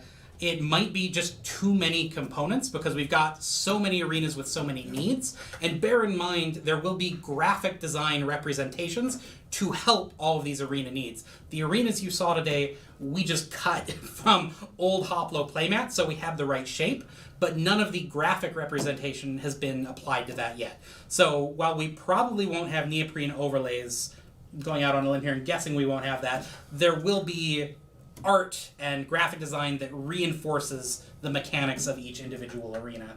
Yep, right on. It's interesting because I think my original concept for Victorum was going to be a little bit closer to the Cloud Spire route, but it ended up settling where it's at now, and I'm very happy with it. But yeah, thank you. Yeah. Next question. Will the record sheets be paper, dry erase, or neoprene with pegs? We've talked about all of those at various points. And more. We've talked about magnets. We talked about skywriting, but that proved to be too expensive. At the moment, they're kind of as you saw them. They are paper tear-off record sheets, and that's for a few different reasons. First, like the recording piece. That's so important. You want to be able to look back and see what heroes you built, how you built them, you know, what... And when you say recording, he means record keeping. Like, you have these old sheets that you can look through, and these are the annals of history of all the adventures you've gone on. And we're steering into that in different ways that I think you'll see as we go. But it's less a, write it and then just throw it away than it is a log of each specific adventure, some of which you won't complete. How did that last event go? Did you survive? What? No, I'm not telling you. So, if you lost. Play to the first or second Primus and you had a good run but some bad rolls and your hero dies, that's a record. And you write it and you remember it, and the next time around you get to go, well, hey, I beat it this time. Oh, look what I did differently. I took these events and I spectated here. And we're really steering into that aspect. Yeah, and, being that this campaign is done over a number of sessions, it's kind of dangerous to do it on dry erase because it could get wiped, or we don't want to. You don't want the writing on the dry erase to sit for weeks on end. Not that you guys will ever put this game on the shelf, but it's ultimately the pen and paper idea. And that was a similar issue with the pegs and using neoprene, because we did discuss that too. Sure. Again, it's just a matter of the ease of being able to store it, and at the end of the day, the quickest solution was being able to have something that you just write on and that it goes away in the box, it comes out, and everything is as it was when you left it, without the downsides of dry erase. Again, getting marker on other components or drawing on the board, or markers drying out is never fun. So you got it. A handful of reasons. So that's kind of where we're at right now. All right, next question. Does the Trident have limited throw range? A limited throw range? No. You can throw that forever and ever and ever and ever and ever and ever and ever. No. But really, it can go across the arena. Yep. So, what's cool about the Trident, at least for the AI side of things, when they pick it up, no unit is safe. But mechanically speaking, it's really cool because you actually want to run out your unit that you are intending to receive the Trident damage. So you want to get your healthiest unit and make sure it's the farthest away. Because typically it's the reverse. If you have a unit you want to keep safe, you want to keep them off the front lines. In the Atlantean arena, if the enemy has the Trident, the farthest unit is the one they're going to target, which is kind of that fun. It inverts the normal strategy. And additionally, it's only 2 damage or 3 if it's a local unit. So it's not always better than your attack, and it does replace your attack on that turn. Right. So there will be times where you have a decision to make of, do I throw for 2 sure damage, or do I roll these dice for maybe 4? And it's an interesting decision to make. It's that risk-reward factor of a sure thing or maybe a better thing. Yeah, and we didn't even play we didn't play Atlantis with King of the Hill as this boy. I played the Capture the Flag variant of it, but King of the Hill is actually holding the Trident. So as you hold it, that's where you get your King of the Hill points, and you need to start 6 turns holding it. But the problem is you are the target, so all of the units are going after you. So you do need to get rid of it. But when you do, it's just very interesting. So you almost want to hand off the holding role from unit to unit by way of throwing it and having a new recipient of the damage. Very interesting. Next, are the roll to choose directions mechanics for beasts staying in this? You wanted to show off the I did. Pluto's So refugees. we got together ahead of time and tried to decide which arenas we wanted to spotlight today. And one of them, Pluto's refugees, does feature some beasts. So perfect. So the Pluto's refugees comes with 2 beasts that start on the map, kind of like the spear and the pedestal. So these have that D6 movement. Yep. So it's a very compact. I don't want to say round because you don't get round with hexagonal spots, but it's a rounded arena. Hexagon. And your units start on one side, the enemy on the other, and then there are 2 beast cages on either side. So 2 beasts, start, and then the whole rest of the combat, it's rolling, and you don't know which way they're going to go. So you're kind of dancing around them, trying to decide, do I want to skirt around them, engage with them, and in classic Hoplo fashion, they do have combat locks. So if you get too close, all of a sudden you're tangled up with a tiger. You may not want to be. And the local units for that one is that they don't engage with the beast. Like, you're not a recipient of damage in the combat lock. Yeah, so that's very interesting. I love that map. So, yes, the beasts are definitely a thing. Yes, will the previous factions be available in the new version? I really like Machu Picchu. Okay. Yes. Yeah, well, I think the names for all the factions are changing. So the faction names are changing to kind of fit in with the new Hoplo world, the kind of pseudo-fantastical, slightly alternate history Hoplo. But I believe, and Adam can speak to this more specifically, I think the units in Remastered are going to be similar. Very similar. So, when designing Victorum and touching up on Remastered, we had to look at both the player usage of the skills in addition to the AI aspect of it. So the skills, the vast majority of them, even in Remastered, have to have that AI intuition in there, and so all of those units can be ported into Victorum seamlessly. So I don't know specifically to Machu Picchu, but it would be the skill that you're watching out for and see if that makes an appearance. So really, a lot of the skills in old Hoplo are back, and they're in either Victorum or Remastered or even both. So that's exciting, but there's definitely been some massaging going on. Machu Picchu, the color is there, so we're still planning on doing that beautiful green color. That's the Amazons, so you just saw me play with those. So, yeah, I think that answers your question. So I'm going to kind of combine 2 questions here. We've got, can you fight the volcano? And are there titans like in Rise of Rome? And I'm combining those because I think the answer to those is kind of similar. So the scions that you face at the end of the game are going to kind of speak to both of these. They are very close to the titans. We kind of modeled their mechanics, how they behave off of the titans for the scions that you face at the end of the game. And they bring very unique rule sets. So the volcano area, so when you head to Vesuvius, that arena that you fight in is actually the plainest arena in the game, because when you go there at the end of the game, you're bringing a scion that is bringing very unique rule sets that you're going to have to work around. So we wanted to avoid the clutter, because you probably already saw from the playthrough, you're tracking a lot of things. You've got arena rules, and you've got some modifiers going on, and we felt like it would be overload to have that for Vesuvius with a semi-complicated to sometimes very complicated scion as well. Yeah. The scions, I mean, I like them. Yeah, we compare with Titans, but also if you've played Origins and you played those champions on the Eldorado Atlantis and I don't want to say Xanadu, that's the old name. So those 3, so similar in the feel that the champions are designed to dominate that playstyle, King of the Hill.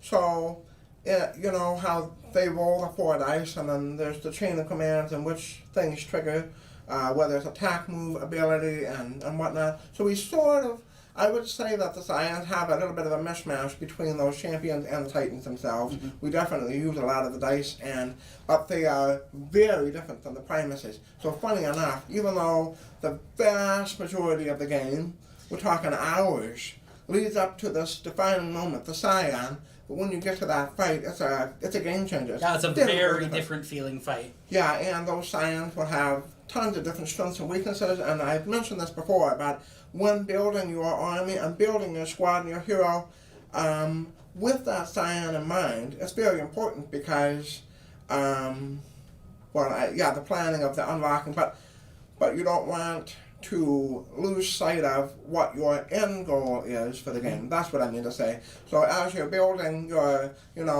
those 3 fights that I did just now, I had kind of a magnifying glass on, and I was just kind of focused on getting through this fight, getting through that fight, making sure I can survive and complete. But I need to make sure I look up and look at what's the next Primus. Oh, yes. So that's King of the Hill. That's okay. Dude, I need, And one key element of that we did not touch on today, that we didn't quite want to tip our hand on this just yet, but there are hero-specific upgrades. So if you were looking at the hero upgrades going, well, that's a little vanilla. There's health, there's capacity, there's attack. I want something more. There is something more. So each hero is going to have upgrades, like special, unique upgrades that you can unlock, and those are often what you're going to key in on when you're looking at the scion that you're going to face. What is going to help me not just get there, but then win that fight in some instances. Yeah, we didn't even touch up on those opportunities, so we'll probably cover those next time.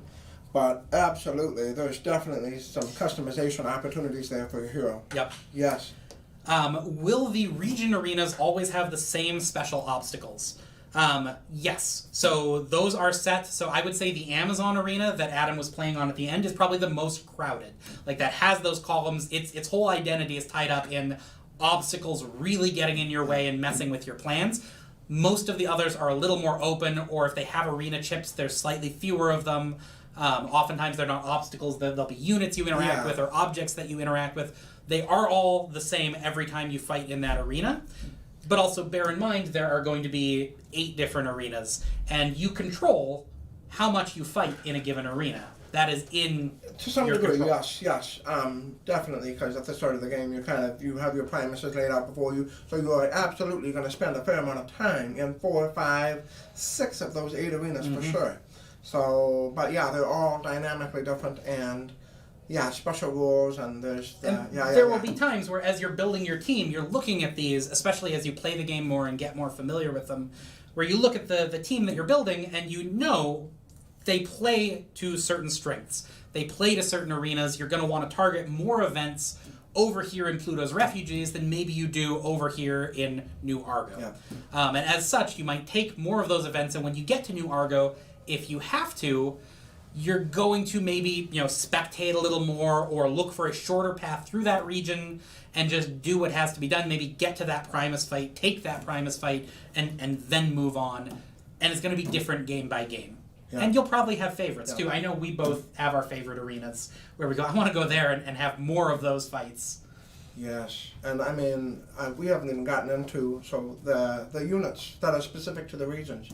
I have a few units that suit my playstyle very, very well. So I'm going to find myself just taking the harbor right over to New Argo to grab that special tactician that's over there, and it just suits my playstyle. So I will find myself being pulled to different regions specifically as I'm building out my squad. So that's really exciting too. Yeah. All right. Will Maximus Meridius and Marcus Aurelius be playable characters? No. Next question. No, I think that Ryan is our master of the lore. He's our editor. He's our writer. He has a vision in mind, and we've rolled out the lore that we're willing to share up to now. There's definitely going to be a lot more that will be shared between now and especially on Kickstarter Day. You will learn a little bit more as to why the specific characters are making an appearance, and you'll see, you'll just have to wait patient and find out who makes an appearance. There won't be a whole lot of familiar heroes, but beyond that, possibly some familiar names for sure. Yeah. And kind of dovetailing off of that, how many heroes will the game have? How many should we provide them? I think 2 is plenty. 2? Yeah, they don't need more than that. Flip a coin. Who do you want to play with? So, Heads, it's Decimus. Tails, it's Bingsheng. Yep, exactly. Boom. It's possible we'll expand that number to 7. So 7 playable heroes. There may be a small surprise that will be revealed somewhere in the Kickstarter if we get to that funding level, but at the moment, 7 heroes, 1 from each faction. Perfect. All right, will there be alloy dice? Ooh, that's a good question. So, again, we talk about the alloy dice all the time. We love those dice. They are amazing. They are heavy. They are beautiful. They are also expensive. So, Victorum comes with 24 dice. And Remastered will have less than that, but not by much. So, just looking at the alloy pack, it's starting to feel like it's maybe not a good fit right now. That doesn't mean we will not come out with alloys in the future. We are absolutely keeping it on the short list, our wish list, to have alloys, but right now it's too soon. Yeah, I think kind of what we talked about as we were pricing it out, especially because so many dice are needed for each of these games. It was going to be expensive. It was not going to be a cheap add-on, and it felt like it kind of overwhelmed the feeling of the campaign. If you wanted, an all-in everything, all of a sudden that shoots up with the alloy dice, and you're already, you've got Remastered, you've got Victorum. They're two big, awesome games. We didn't want that becoming a concern in the campaign and kind of, diverting attention and people going, well, I want everything, but I don't, it's so expensive. So if they come, and we know a lot of people are very passionate about those. We love them. If they show up, it will be after the Kickstarter at some point. Sure. Thank you. Yep. So will we be getting promo chips with the Carlson brothers' faces on them again? So yes, the promo chips from the Hoplomachus of old. So if you really break it down and you take a look at all the promo chips we had for the Kickstarter campaigns, the promo chips that we made for our awesome volunteers for those conventions, I mean, there's so many promo chips. I think we're over 40 something promo chips. It's a lot. We absolutely are talking about, bundling all of it and selling it as a pack. But again, it's in the same pool as the alloy dice. It's not a good fit, not yet, not right now. So,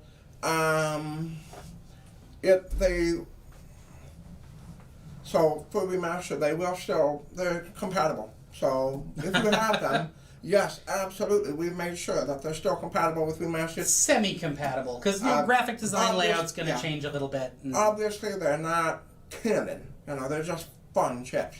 But CF Gladiators are a thing, and Remastered still. So, yes, the promo chips, we're putting that to rest for now. But great question. Yes, with the alloy dice. Yep. Okay.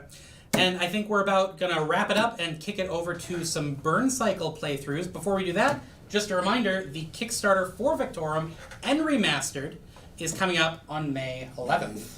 11th, yes. So you have 5 weeks to call in sick to work or take a vacation day if you want to. So you can just spend May 11th celebrating on Kickstarter with us. Yeah, you'll see us live for sure on May 11th, and I think we'll have a CTG just before that. But May 11th, 10 a.m. Central, be there, and we're going to send you over to... Yep, so we're going to send you over to Shannon and Gilly for some Burncycle. Thank you for joining us, and have fun. Thank you. Hey everybody, we're back. I think we had a weird, awkward transition there where you got to stare at me and Shannon looking very blank and afraid. But we're back. We're back with some gameplay. I'm Gilly, Josh Welgus, as you already know, and I'm here with, who are you? I'm Shannon. And we are going to show you some fresh Burncycle gameplay with the latest, greatest physical prototype of Burncycle. Now, I want to offer a massive, massive disclaimer and caveat here about my involvement with Burncycle and Shannon's involvement with Burncycle. So, when the game first started being developed, I was heavily involved in like the early concepting stage. But at this point in time, and over the course of the last several months, I actually have not been super involved in developing Burncycle. And in fact, most of the things that I worked on have been heavily modified or discarded altogether in many cases. So Shannon, in the meantime, started to take over, handling a lot of the external playtesting for Burncycle. And in the process, then, as the game evolved and as the game changed, et cetera, you've been massively involved in the development of Burncycle. And so this is actually my first time sitting down and playing the physical prototype. I have played on TTS in various tabletop simulator in various capacities. I have not yet played the actual physical. I shouldn't say. It's been months since I've played a physical prototype of Burncycle. So I'm actually going to be leaning a lot on Shannon for like helping run this game and making sure that I don't make a bunch of mistakes. And also, just as always, anybody who is intimately involved in the anybody who's intimately involved in making a game as it goes through umpteen different stages is liable to potentially play a couple of rules wrong because things are constantly changing. So we just always offer that caveat when we're playing a prototype that if we make a mistake, it's because a lot of times that rule has changed about 65 times. And in fact, you already mentioned we're trying a couple things here today, or we're playing with a couple things here today that have changed even since our last Kickstarter update as we continue to make very, very small tweaks to the game. So anything you want to mention before we kind of jump into a lot of this stuff? Yeah, as much as this is our latest and greatest prototype, there is still a lot of graphic design that's not quite finished, some iconography being updated. The bot mats in particular have some things on them that have changed and shifted. So if you see anything that looks a little off compared to the rest of the graphic design, it's probably just because it's still placeholder. But we're getting very, very close to having all the graphics done on this game, which is really exciting. Yeah. To that point, one example I'll point out right here, because you might see it on the overhead camera, the Burncycle mat here, or command module and Burncycle mat, is going to look like it's upside down. And that is because we are playing with it upside down because the Burncycle is actually swapping to this position closer to the main board so that it's easier to reach and more accessible for everybody at the table. Yeah. So that's one thing that you'll notice right off the bat. And we actually switched spots here because that was really confusing me because she's going to be playing, Shannon's going to be operating it as if it's all right side up anyway. Yeah, and I was just messing with my head, so. Yeah. We are also able to take questions as we're playing, so if you want to ask any questions in the YouTube comments, they will make their way to us, and we'll try to keep up with those as we're going along. You bet. I got a laptop right here. Yeah. I'm going to see your questions pop up, not in real time, but, We can also answer some questions after the game as well, so stay tuned for that at the end. Yeah. Well, I think we can just jump right in. We've already done all of our setup. I'm going to let Gilly read our mission card. We are playing a single floor mission, so it's just going to be this first floor of Need Chain. If we can complete this floor, then we'll win the game. All right. Operation Terminal Viscosity. What luck! Our agents have just intercepted a Need Chain repair order to fix several of the company's computer access points. Apparently, multiple terminals on the building's first floor began shorting out and releasing an unidentified slimy substance. The call has gone out for an outside crew of handymen, and we are just the bots for the job. If we can sneak around the guards, we will offer our services to the real repair crew, assisting them in cleaning and fixing the terminals while installing our own backdoor access points. Then, we will leave a command module behind near a compromised access point, where it can blend into the spare parts and upload viruses to Need Chain servers at will. One thing I'll just mention here, again, one of the changes that we mentioned in our last Kickstarter update is that these missions do have a storyline now that comes along with them, and they are much more prescribed as opposed to randomly drawn. I mentioned some of the stuff I'd worked on being discarded. I'd worked on a lot of those randomly drawn missions. They are now all being integrated into these a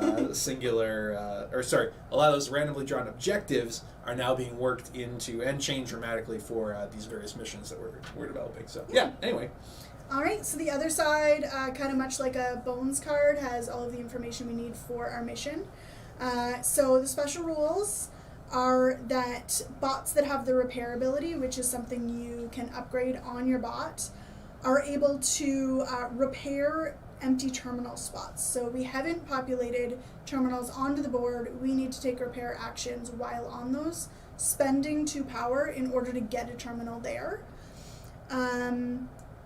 Also, we're starting with the captain on the floor. You wouldn't normally see the captain on floor 1, but since this is the only floor we're playing, the captain's starting.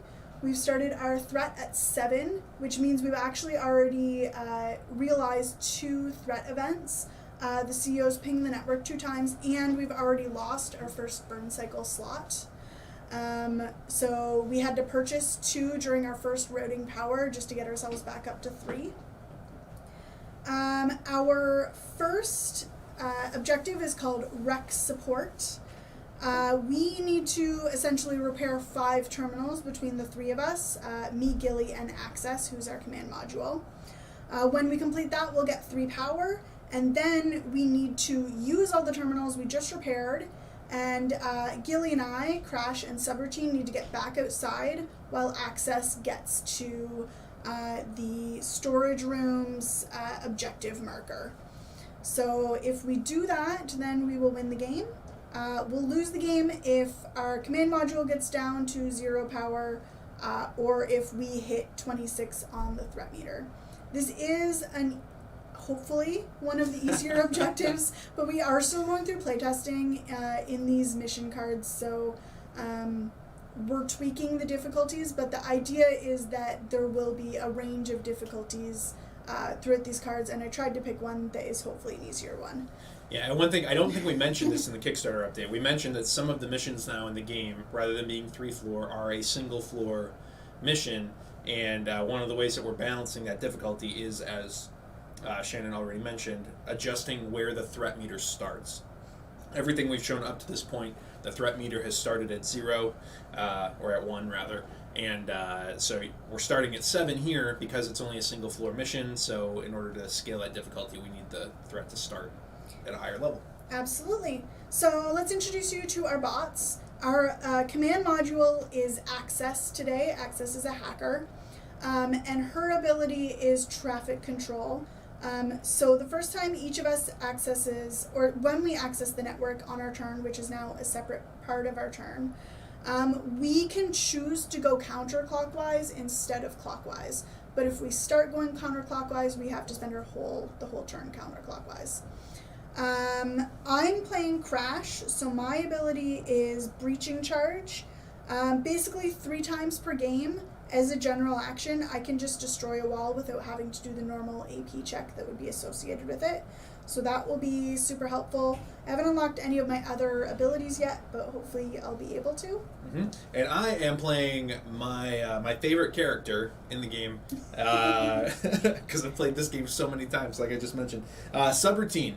And the reason I love Subroutine is because he has a Super Nintendo controller. That's the most important thing. He also has a Game Boy and a stud finder, which is kind of fun. But at the start of the game, I get to draw 2 equipment cards, and then once per turn as a general action, I may sacrifice 2 power to draw an equipment card. So I get to start the game with a signal booster and a battery pack, which should come in very handy. And that's fun because, again, Subroutine is kind of, I assume he's kind of, a little bit Wall-E-esque in terms of the thought process there. Likes to go around and collect old gadgets and use them. He's good at finding stuff lying around. All right. Well, we each also have an imperative, so we get these at the start, and then you'll draw new imperatives if you roll it on the room dice. Mine is 2-factor authentication, so the first time I roll a 2, I have to ignore it. And then the next time I take an optimized physical action, I do not get the physical action bonus for taking an optimized physical action. So I will be only moving 1 spot. Not 1 spot, but I won't get the bonus 2, extra 2 movement associated with physical actions. So. All right, I think we are ready to go. I'm going to be the first player, so it's going to be me, Gilly, and then the corporation, and we're just going to keep going in that turn order. So the very first thing I can do on my turn is route power, and I don't need to do that because we get a chance to route power at the beginning of the game.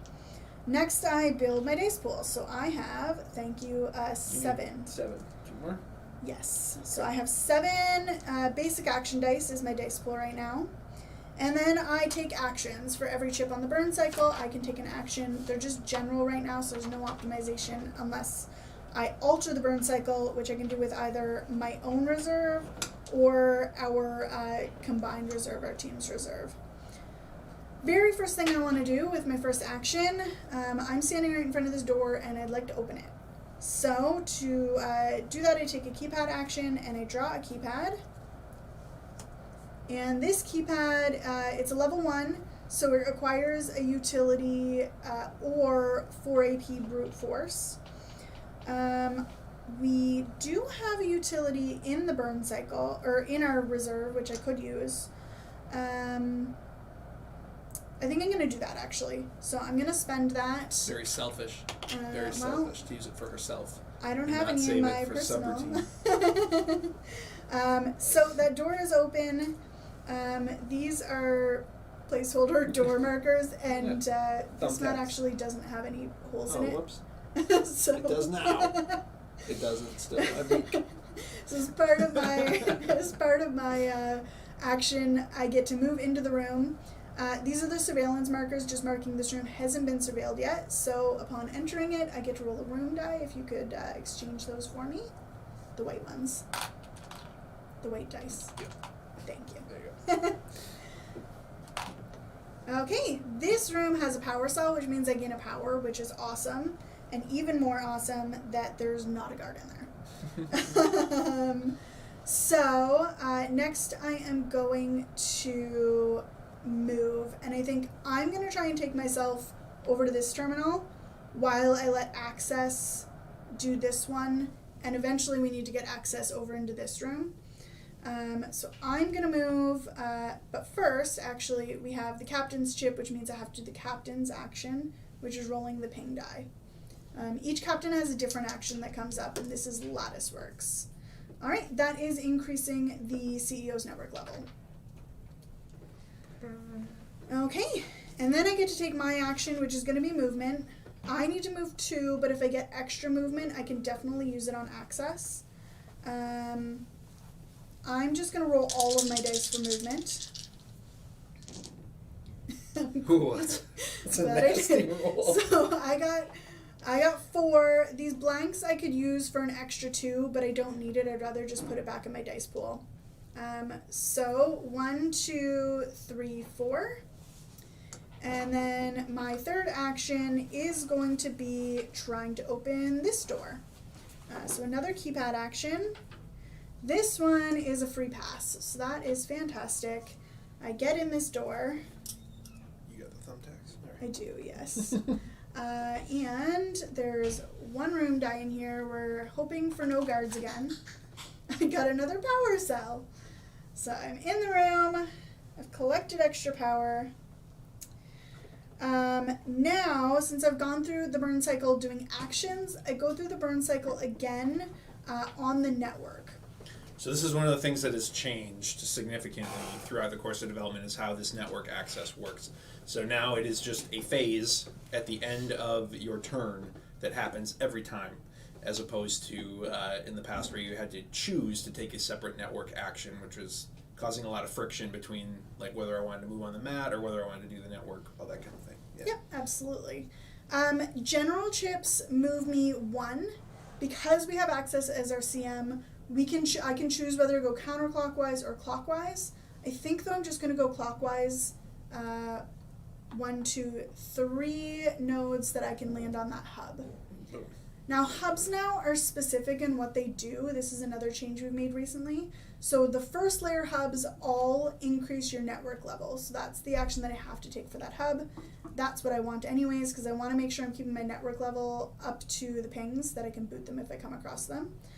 And now that I've done my actions and my moving on the network, I can route power, and I have to because I'm now at 9 power and my max is 7. So I would like... I think I'm going to spend 2 and just get an advanced die.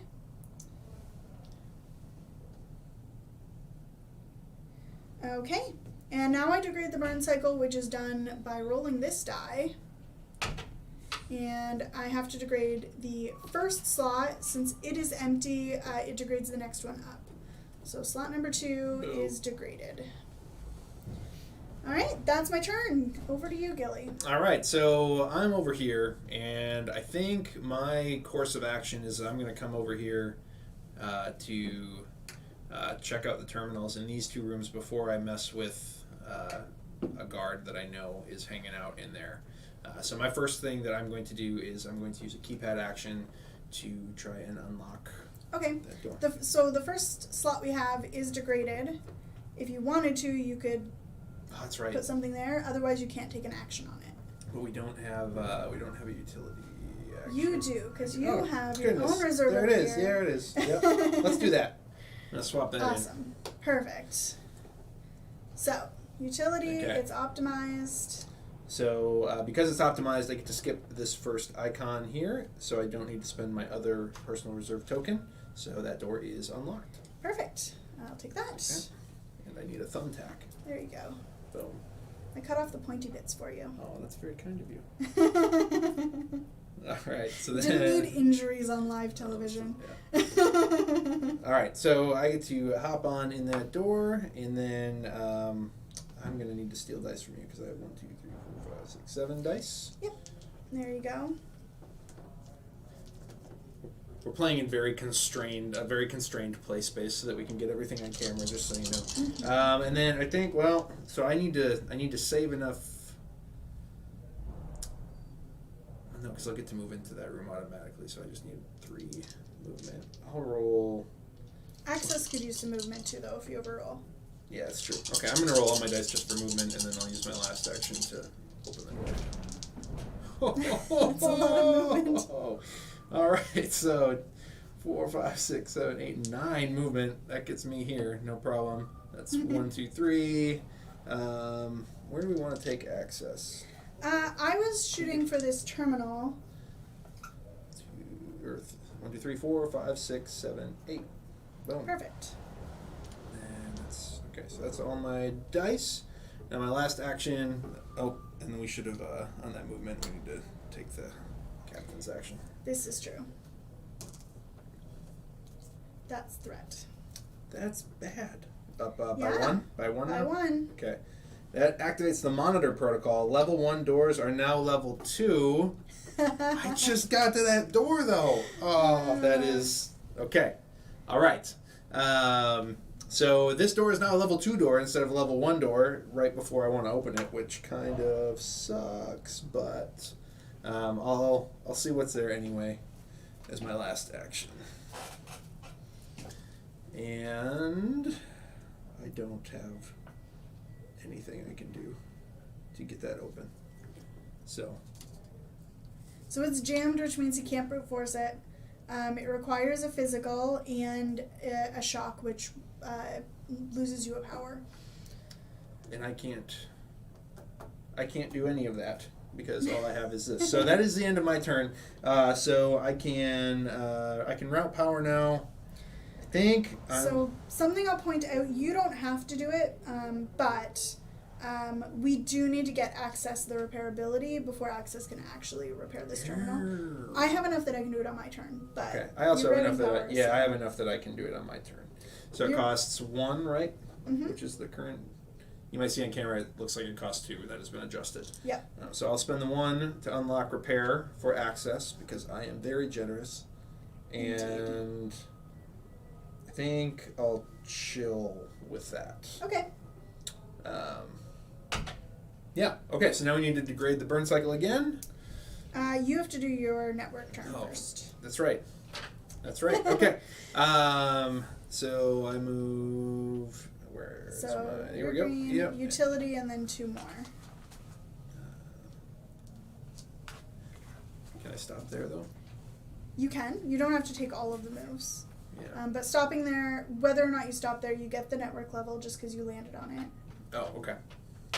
And then you have 1 more move if you want to. You can move in or you can continue moving clockwise. Move in.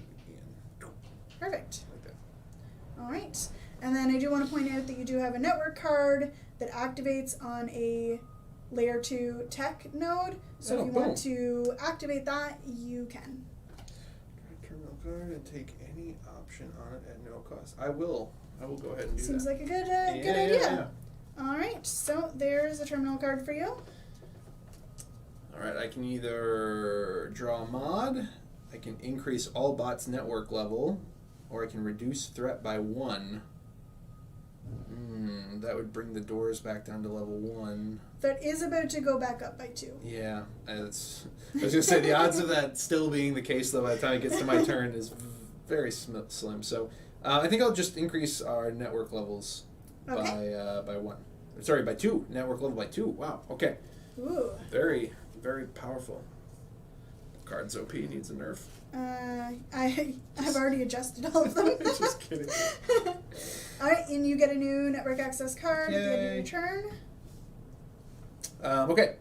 And then, so now we need to grade the Burncycle. Yes. There you go. Alright, slot 2, the one we have optimized, because obviously. All right, and then now it's the corporation's turn. It is a corporation's turn. So the very first thing that happens is security activates. And I also want to point out that even though this is floor 1, lattice work is lovely and gave us a level 3 guard. So What yeah, a dear. we're dealing with What a a dear. level 3 She hamster over here. She's really great. So there's kind of 3 different layers of security moving. So first, if any of them detected a bot, which they don't, and then if there were any awareness chips on the board, they would go after those. There's not, so they're just going to do their patrol.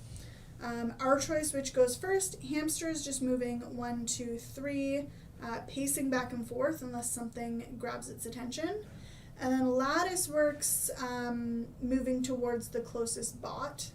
So I think technically it really doesn't matter which one of us is closest. She's moving 1, 2, 3 towards all of us, basically. All right, and that is security. Then we go over to the network, and each of our pings is going to move up to 2, stopping on hubs. And then roll the ping die for every hub we're on, which is 1. And that increases their network level again. It's a good thing we got increased. All I'm right. a savior. And then the last thing on the corporation turn is that threat goes up by player count. So we are now up to 10. Yikes. Fantastic. Okay. I absolutely forgot about my imperative, which means that I disregarded it unintentionally. So instead of getting a power from it, I actually have to lose a power from ignoring my imperative. Man, you're bad at this game. Yeah, I'm terrible.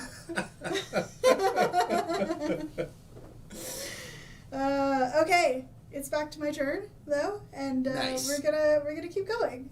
So I need to move. This is actually degraded, and I'm gonna put a physical on there and just take the movement. And then what am I at now? 6. And then I'm on the terminal spot. My second action, we have to roll the ping die for lattice work. So that transfers them out. Alright. And then I'm going to take a repair action. So that costs me 2 power to repair the terminal that I'm on. Alright, 1 out of 5. And then my third action is going to be accessing that terminal. So I'll draw a terminal card. So for 2 AP, mechanical mod, I could draw a mod. For 4 AP, I could reduce threat by 3. And for 2 AP, I could gain 2 power. I'm tempted by the threat, but I feel like power's gonna run really low in Because this we game need to- yeah, because we need we're to spending repair. it on all of these repairs. Yeah. So I think actually I'm gonna go for the power gain. So another selfish action. Classic. Okay, so I needed a 2. I succeeded, gaining back the 2 power I lost. And now this terminal is done, and we're just going to mark it with one of those white objective markers because we can't repair the same terminal over and over. Okay, so those were my 3 actions. Now I'm going to go through it again on the network. So clockwise or counterclockwise?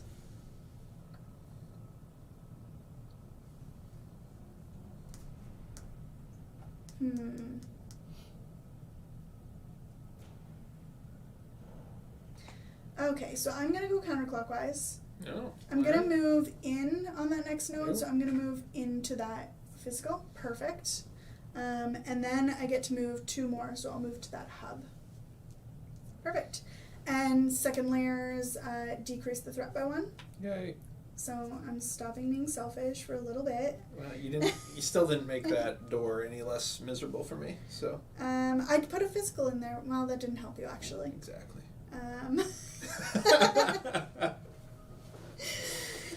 If this degrades on the roll, then I will put this in there for you. Perfect. Okay? Great. Maybe I'll put it in for you anyways. We'll see.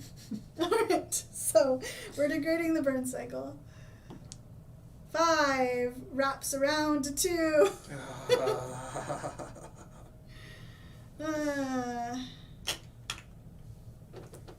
Okay. I guess I could come over there and you could bust through the wall.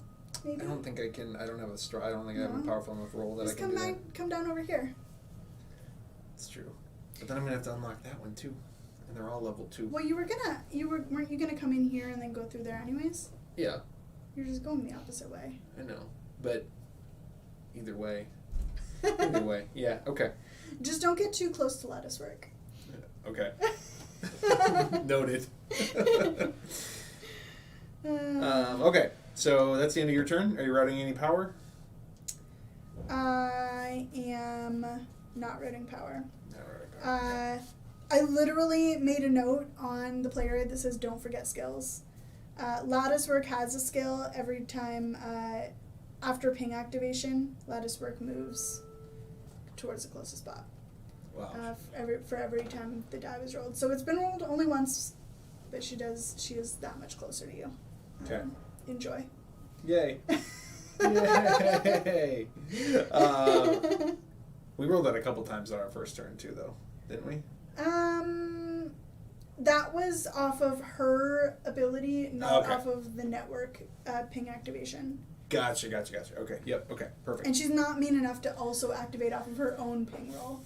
We'll see. That would be like... We'll see. We might need to make her a little tougher moving forward, you know? Yeah, definitely. Kind of like Leech in Too Many Bones, Splice and Dice. Yeah. Okay. We'll see if you're still calling for that at the end of the game. I'll probably be calling for my mom. All right. So, my turn. Indeed. I gotta figure out how to get through this door with not the right... You might be right. I might need to head over here and try that door instead. Did you want me to put physical in there for you? That would be nice if for no other reason than I can use my imperative. There you go. Okay. So I will take a physical action here to move to this door and give that a whirl. But I'm going to use I'm going to obey my imperative and ignore the bonus I'm going to get from it. So I need to move 3 spaces. I'm going to roll these 3 dice. A total of 6. Whew, got it. Awesome. 1, 2, 3. And my imperative is complete, so I get 1 power from that. And you get that blank back to your dice pool. So these 3 are used. So I have 4 remaining. Second action is good old lattice work. Yay! Now we could just spend 2 threat if we wanted to cover this up, but we're being stubborn. Transfers, but neither of them are on transfers, so Boom. fantastic. We're brilliant tacticians over here. Okay, so then I will access this keypad with my next action. And that one needs a physical. And what is that? What does that mean? An alarm, so it forces you to put your awareness chip down. Will that make Lattice work come after me? Yeah, but she already is. Oh. Great. You can also just brute force it with 6 AP, but you The do odds of only have... me rolling that are very slim, Mm-hmm. but I have no physical icon to use. And does that alarm still trigger if I don't do anything? No. Okay.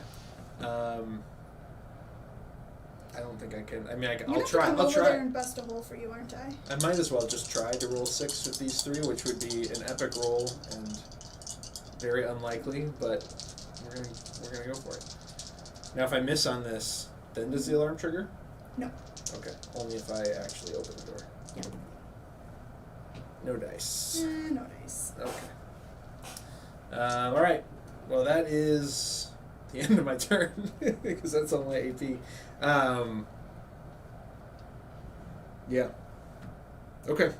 Well, then I will move on the network and do.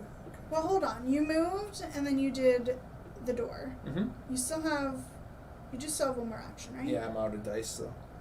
Well, why did you do that? Because I need to get one epic roll to open that door, and I failed. Well, you do still have actions you can take. You can always take the draw a network card action.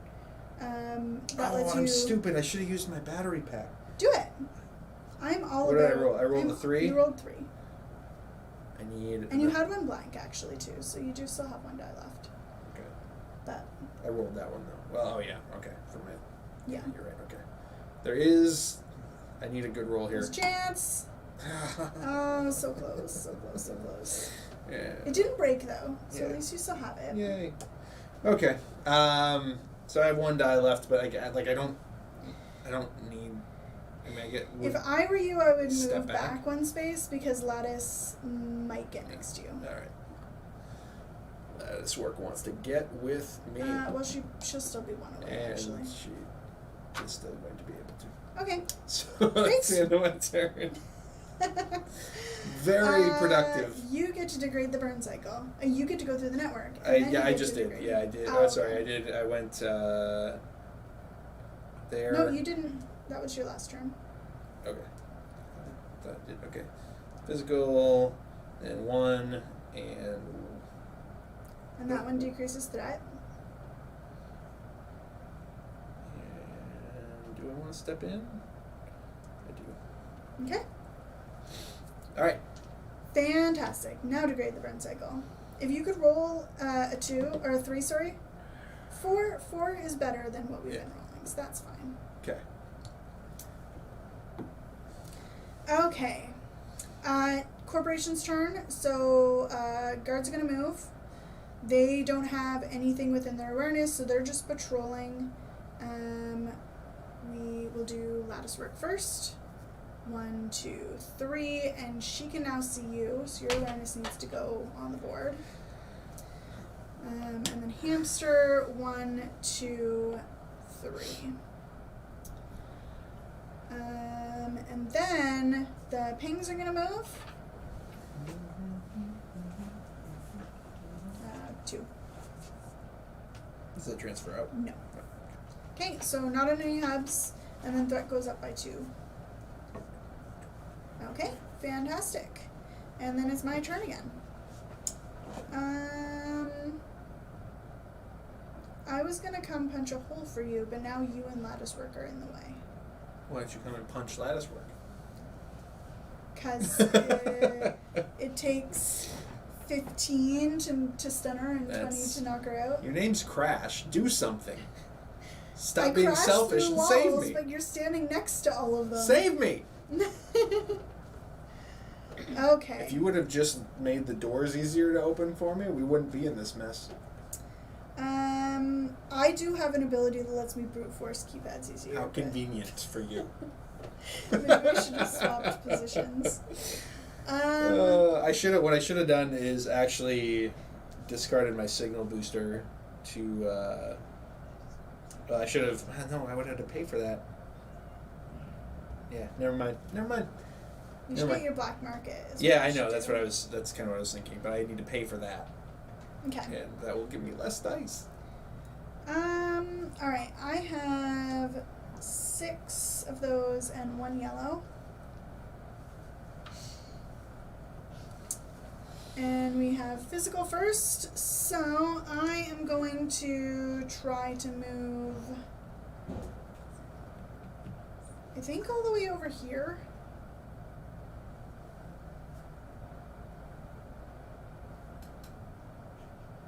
Is that the best plan, is just to get, because 1, 2, 3, 4, we have to get in there or else we have to go into security. Yep. I mean, but the walker is easier to deal with than the stuff in the hallway, so. Yeah, the question is, can I open any doors with my current power situation? I mean, we might just need to reboot the Burncycle so that we get our reserve chips back so that you have, like, what you need to get through those doors. Yeah. And we can reboot it at the end of any turn, so. Issue is that neither We're one, almost at neither one calls for a chip that's going to go in my personal reserve. That's the only. Yeah, but if you'll get a utility which will let you optimize and ignore. That's true. Yes, that is true. So maybe that's what we do is we reboot the Burncycle after my turn. Okay. So that we can get those chips and you can just get in that door. Yep. Okay. Yep. Perfect. Okay. I like the plan. I'm gonna try and move over here, and then I'm gonna first I'm gonna no, I'm on physical. I don't want to waste it. I'm going to try and move over here, so I'm gonna get 2 for free. I need to move 4 more. But is not super important, and I want to keep dice for accesses. Oh, yeah. I'm gonna roll this. 3, 4, 5, 6. So all the movement. Okay, so I'm there. Next we have the captain. They transfer out. They're still not on transfers. Perfect. And then my next action is going to be access repairing this terminal spot. So she loses 2 power. She's in the danger zone now. Danger zone. And then I'm going to sub in this tech chip. Might as well use it because we're going to lose it in a minute anyways. And she is going to take an optimized tech action to access that terminal. Remind viewers what that does. That's 2. You get to do 2 yeah, things on your so terminal card. she can take 2 of the options on this card instead of 1. But I only have 4 dice, so we'll see how that goes. You ever thought about reducing threats so I can open doors? 3 AP. Unlock a door of your choice. Oh, baby! Yes! Let's go. Or code manipulation till the Burncycle reboots. You can choose which chip degrades, which would also be nice to get rid of that captain. And for 4 AP, Think of the children. draw 2 mods and choose one to keep. I don't think there's any chance I get 4 AP and anything else. So I'm going to choose the top 2. The way this works is I can roll my dice and then I can choose what I apply them to. So as long as I roll 3 AP, I'll get that top one. If I get super lucky and get 5, we can get both of them. 2, 4, Yeah. 6. Perfect. We get both of them. So I can Yes. unlock a door of my choice. Which one do you want open? I feel like You still want the probably, top one? well, because then I can get the heck away from her, right? I think that's a like, good plan, that's, yeah. Because yeah. she's going to see you go in this door. She won't see you go in that door. Right. So we will open that door for Gilly. Give me a thumbtack. Let's go. Plus we get code manipulation, which means until we reboot the Burncycle, we get to choose what we're degrading instead of rolling the die. So maybe We we can won't get rid of reboot the Burncycle Yeah. quite yet. Perfect. Access is awesome, and we have done 2 of our 5. If you want to throw an objective bead there. Perfect, and that's the end of my action phase. Now we go through the network. Let's see, physical. If I move in, that's not connected. Never mind. We can Can't go just move to in. here. Yeah, but I kind of want to boot a ping. Physical, and Yeah, then you're one. gonna run into and me then if you go third tech. there. Yeah.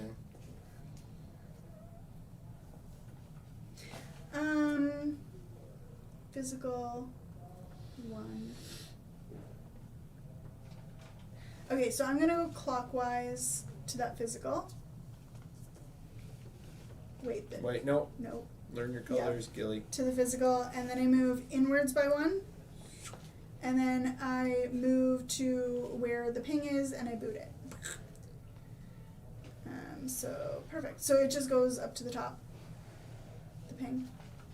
To the top? Oh, up Yeah. here. Right. Yeah, because it's Got, completely off. I got it. And I then get my you. network level goes down 1. Perfect. Obviously, it'll be like pegs and neoprene. Yeah. But the network has changed too much for us to use the brand new network mat we got in recently. Classic. Yep. Okay, so I'm done on the network. I can route power, but I'm not going to, and I can degrade the Burncycle, and I am officially degrading that ridiculous chip. That's the end of my turn. Yeah. I'm going to knock out a question I see here real fast. Will we see a physical update of the brass mags before the Pledge Manager ends? Not 100% sure on that. I will say we are talking about extending the Pledge Manager even further in terms of leaving it open. The response to that last update was so strong. We want to make sure everybody has a chance to see the game in as close to a final form as possible. We are certainly hoping to see brass mags, everything, just like, I mean, even, I think we sent an update in Burncycle like a month ago saying like, hey, in a week when our physical prototypes are scheduled to arrive, we're going to film a gameplay. And then it was like 3 weeks later and stuff was finally starting to arrive. Just everything, because of global logistics right now, is taking longer. So the sculpts are pretty well settled for those brass mags.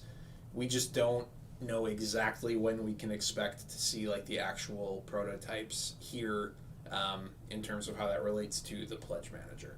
So anyway, just want to acknowledge that. But yeah, we are probably going to make an announcement, I would say probably within the week, saying we're going to extend the Pledge Manager even further just to make sure everybody has time. We don't want to pressure anybody into buying anything they don't feel like is, completed. So yeah, Good question. Okay, so my turn. I gotta get to that door. So and I do get a physical bonus, so I need one. I need to move one spot with my 1, 2, 3, 4, 5, 6, 7.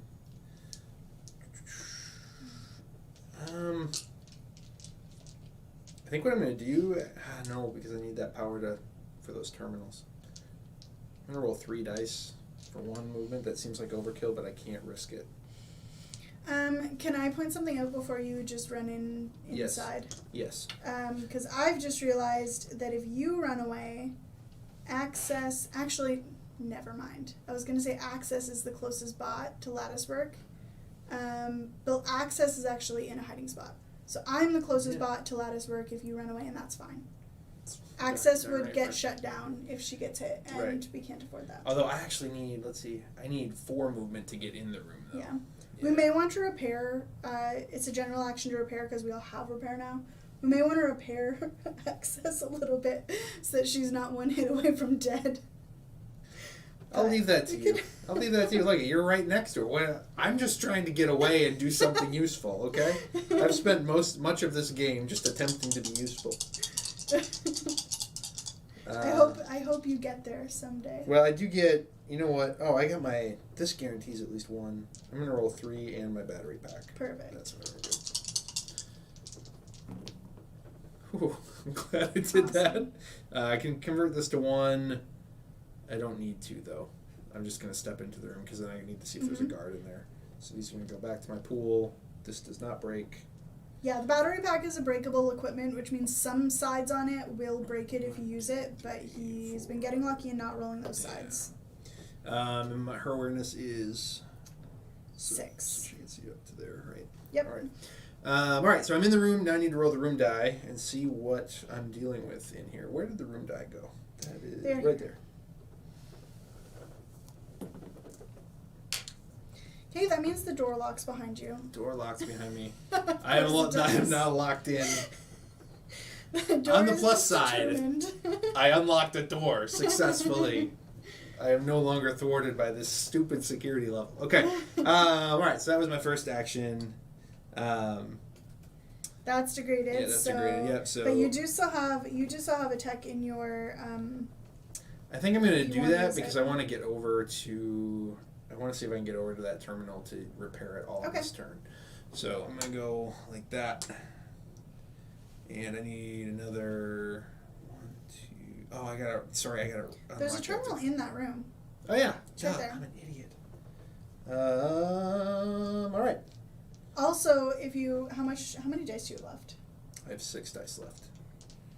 Just saying, walking over caches picks them up now, so if you can like do a loop-de-loop of this room, you can pick up that cache. So I want my last action to be repairing that terminal, so I don't need any dice for that. I just need power for that. So I'm going to roll all my remaining dice and my battery pack again. You might as well use it, because you might replace it with whatever equipment you pick up. Yeah, exactly. Maybe I'll break it. That would be exciting. 1, 2, 3, 5, 6, 7. I did not break it. I get 7 movement. My dice are pretty much all used. And I can go 1, 2, 3, 4, 5. Okay. You draw an equipment from the cache. Terminal bypass. Roll this die to immediately pass an AP check on a terminal card. Well, that is extremely useful right now because I'm about to do... Well, I have to wait till my next turn to do that. But I'm going to do that. And that will replace the signal booster. Mm-hmm. Let's just check over here. And that is equipment card number 6. If I can find number 6 here. Got it. All right, and then now I need to repair the terminal that's here, which is going to cost me 2 power in my last action, and I'll have to wait till next time to access it. But that is my turn.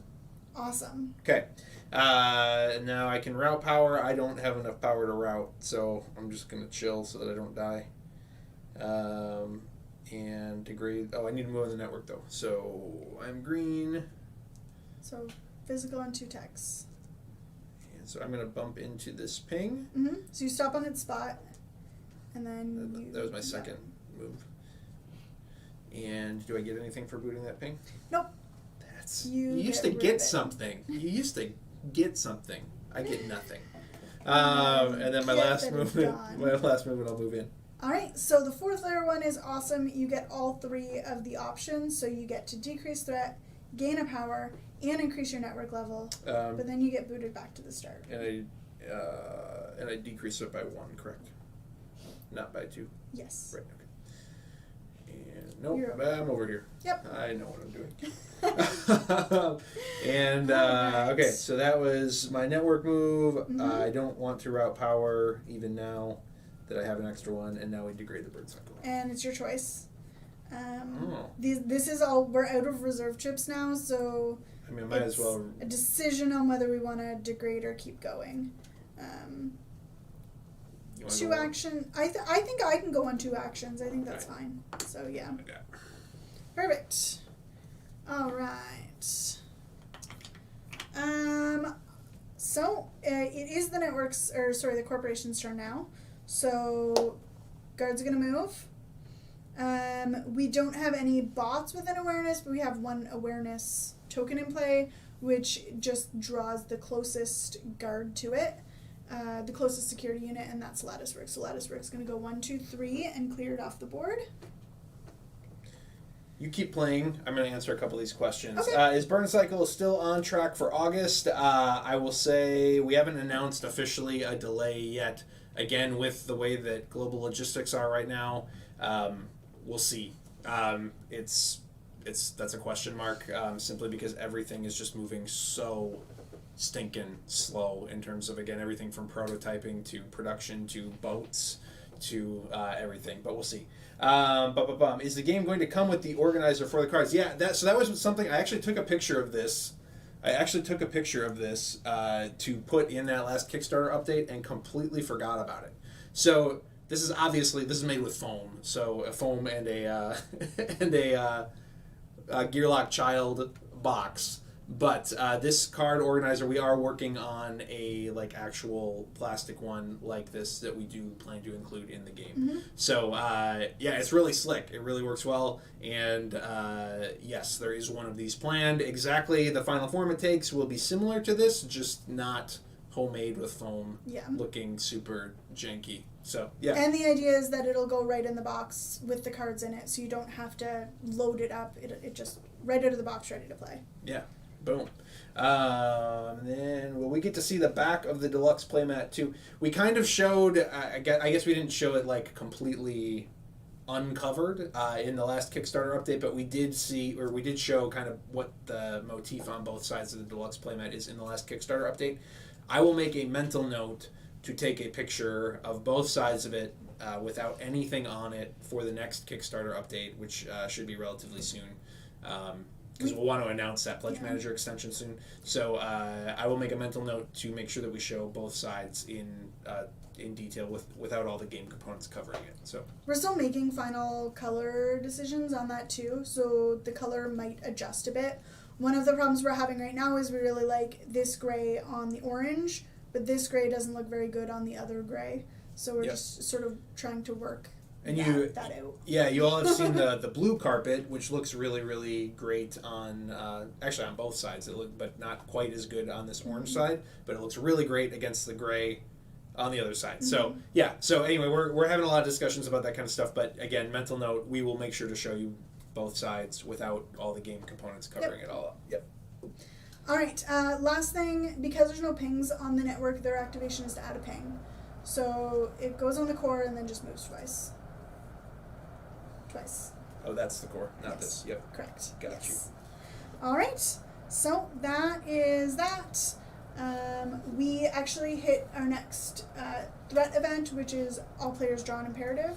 Oh man. There you Imperatives actually often end up being good things because they're usually pretty easy to get rid of. So. Okay, the next time I take a terminal action, I can't be on a tech in the Burncycle. Agreed. The next time I take a move action, I may only move the command module. Oh, good. Maybe you'll actually do some work on Designated the command break module time. for a change. Designated break time. That's ridiculous. These cards are getting flavor text added to them too, and I've been reading some of the flavor text, and it's really good. Good. So yeah. Good. Okay, so that is the corporation. We are back to my turn. Our Burncycle is getting pretty meager, but I think I am just still going to take actions, the 2 actions on it instead of rebooting.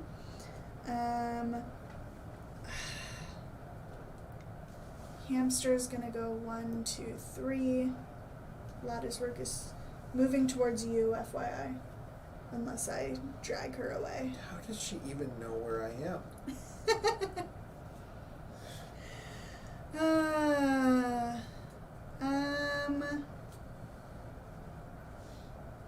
I don't think this is going to end well for me. I'm just going to be honest. Because the next time I move, I have to move the command module. Then I have to move again to get to to get to this door. Okay, so here's what I'm gonna do. I'm gonna save you again. Again? What do you mean again? You hung me out to dry with your selfish actions early in the game. I'm gonna try to get through this door and then move far enough to draw her attention. That's gonna be what I attempt. Am I gonna be able to do that without getting hit by her? No. Because the second I try and come back here, I'm going to pick up the hamster's attention. No, I can do it as long as I just go there. Okay, so I'm going to try and open this door. It's not really a door so much as it is a wall. It's a door. Oh. I couldn't see it from my It would actually be better for me if it was a wall, because then I could just bust through it with my ability. But it's not. So, I am opening a door. Keypad. Okay, so it has 2 shocks on it, so I lose 2 power to open this. I'll take that power loss. And then, so doors open. Okay. I'm out in the hallway, and then I'm going to roll all of my dice to move and see how far I can get. 2, 3, 4, 5, 6, 7. Is that enough? I mean, I can get there, but then she'll kill me. Yeah. Well, she won't kill me, but she'll come close. She won't kill me though.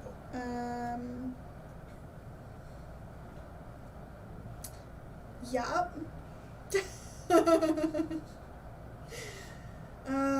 Okay. My bot is responsible for bringing Super Nintendo to the world of the future. Don't you think that's important? No? Okay. Fine. Okay, all I have to do is get close enough to her that I'm closer than you. You're 1, 2, 3 away. So if I stay 4 away, she's still gonna get me because she moves on the dang hubs.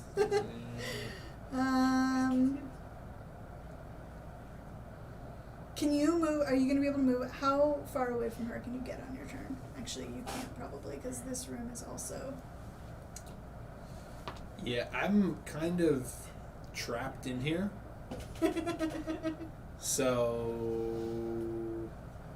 What if I come bust a hole for you? Oh, I Yeah. can't do that because I'm out of action. So we probably should have rebooted the Burncycle. Okay, Terrible. I can take this hit. Okay. I just need to not get hit again after this. Fine. I think that's fine because as long as we get access over to here and you get these 2 terminals, like I don't need to do anything else. Yeah. So. Yeah, well, yeah. Just except for so stay you're alive. saying that's the 5th terminal, that one that Access will go get. Yeah, because Yeah. access has to end in here Yep. anyways, so access might as well come grab this. Well, the next time I take a move action, it has to be Access. So we'll start to get Access Okay. moving. Okay. So, I'm going to use my 7 to go 1, 2, 3, 4, 5. If I go there, she'll come after me. So, she's aware of me. Well, she's not aware of me, actually. My awareness would have dropped. I have to move 1 more so that she becomes aware of me. Because otherwise my awareness is going to be over here and draw that hamster. Which we don't want. Okay. She sees me. I'm in the danger zone. Danger zone. That's that. Now I'm going to go through the Burncycle. Which direction you moving? Physical and tech. Perfect. So I'm going to go clockwise. So I'm going to land on that hub, which gains me a power, which I desperately need. And then I'm going to move to the tech right after it. And I'm on a 3rd layer tech, which finishes me my network card, draw a terminal card, and take any option on it at no cost.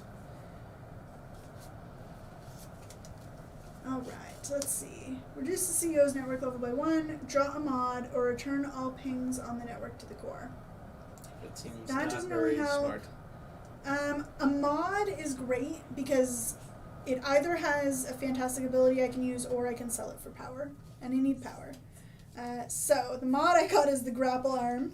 As a free action, after taking a move action, I can move up to 4 spaces in a straight line as long as I end adjacent to a wall or a unit.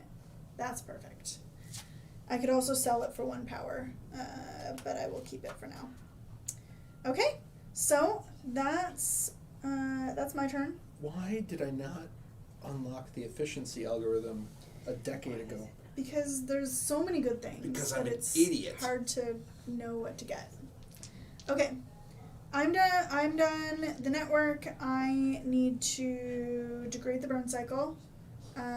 Are we just gonna reboot at this think point? so, I don't think yeah. 1 action is enough for you. Yeah, I don't. Well, it's definitely not enough for me. I need 3. Okay. I need to have Okay. 3. So we are rebooting the Burncycle. So you get your reserve back. I get my reserve back, which was 2 physicals. Our group reserve is whatever rooms we're in. So you are gonna give us a utility. And access is giving us a utility and a physical. And I'm out in the hallway, so nothing for me. And then our Burncycle itself is still 3 chips. 1 of them is the captain, so we throw him in the draw bag.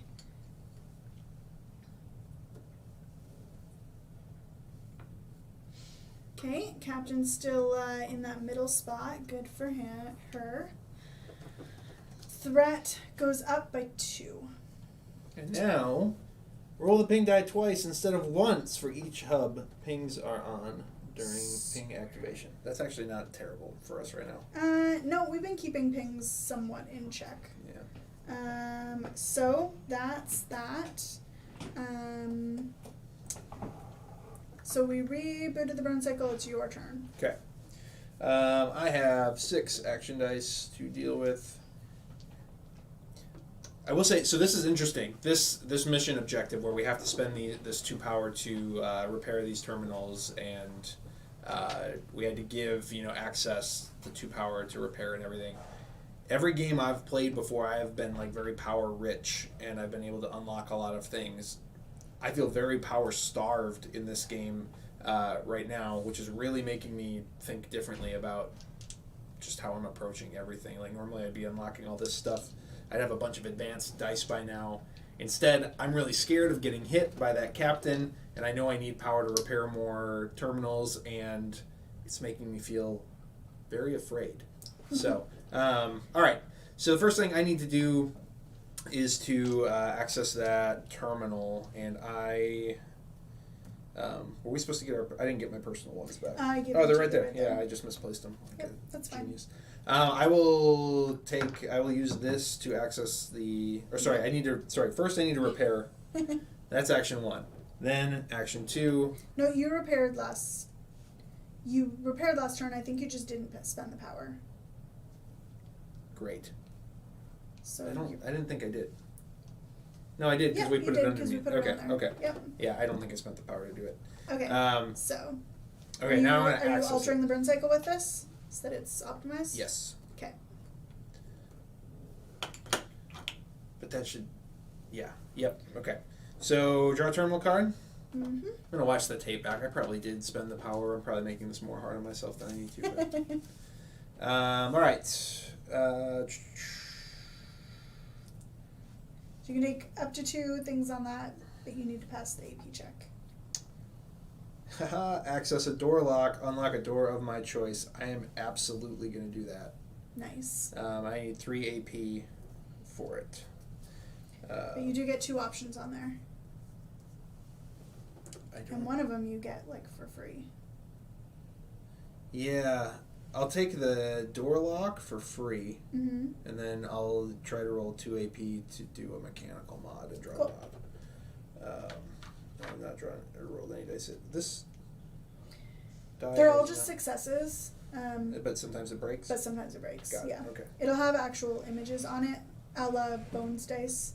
Okay. It does not break. Boom. So Woo. I get that for free. So I'll take a mod. Okay.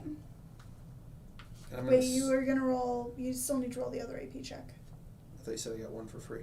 Yeah, but you still need... You get 1 for free because of your terminal bypass. That was the free. Oh, that was... Okay. Sorry, I was thinking optimized action. I got 1 for free. Okay. So that's the door unlock. I'm going to take the door unlock for free right now. I'm going to unlock this door. Okay. And then I will roll... I need 2 AP. Yep. To... Mods at the least are worth power, so it's worth trying to pass. I broke my battery pack. You don't have to use it, though, because you got the AP with your dice. Oh. So I keep my battery pack. I got the AP check. I get a mod. I'm going to have to discard one of these things, though. Or you can just discard the mod for the power. I'll do that. Oh, that's a good mod. That's the dilemma with mods. Yeah. I'll take that instead of this. Get rid of the terminal bypass. Okay. Oh, but I need power. It's also...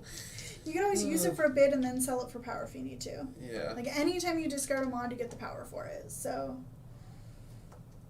it's like your own personal power bank over there. Well, and I only have 1 die left after that AP check. No, sorry, I have 1.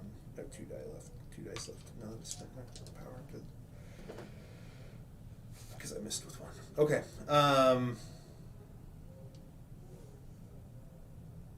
All right, so that terminal goes away. And we get a success on the... Woohoo! We're getting there. That door is unlocked, so I need to move.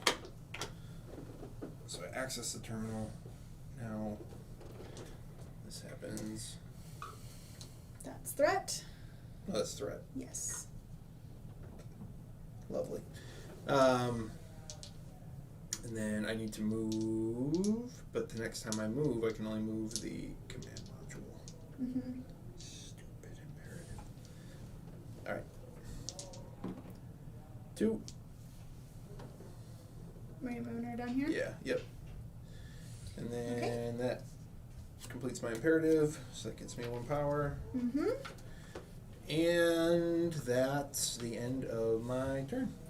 Okay. I'm not Cool. going to route power, I need to do my network now. So go green. So there. Yep, and that one is increasing your network level. And then 1, 2. Alright. And Oh, I should have a network card because I got my last one.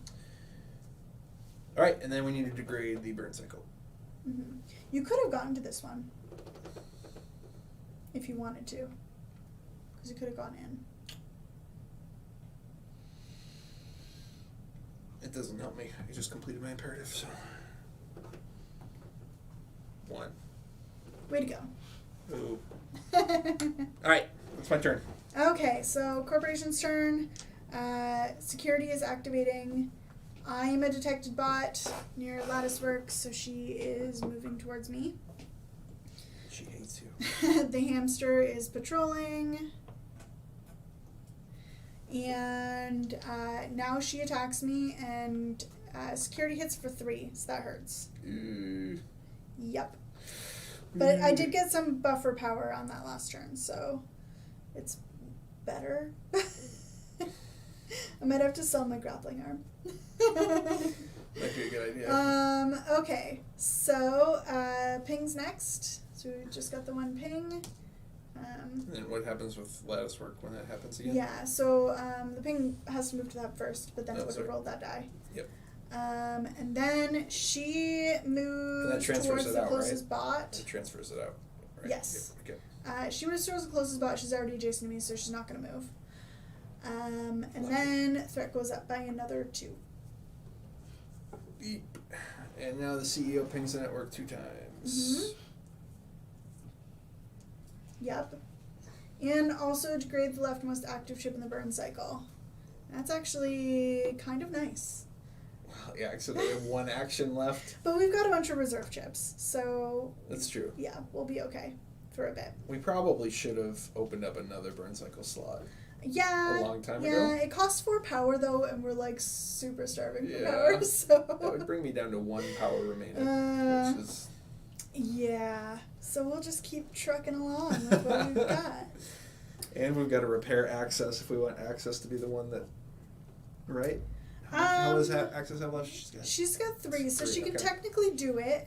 It'll just be, we just have to make sure that a guard doesn't follow her into that I want room. to unlock some of my bot skills too. Okay. Okay, so, I don't think we're in good shape here, but... I need to run away.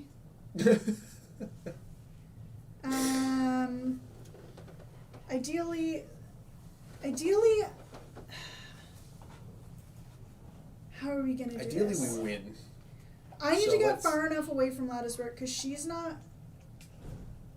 Well, where are you gonna be on your turn? If you come into this, she's. Yeah, my close goal, enough my to you. plan is to use this in the Burncycle Mm-hmm. to optimize here and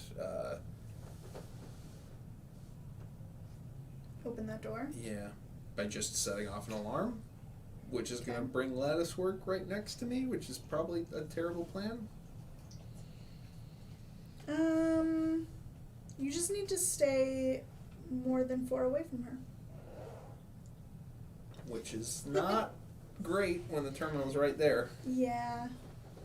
I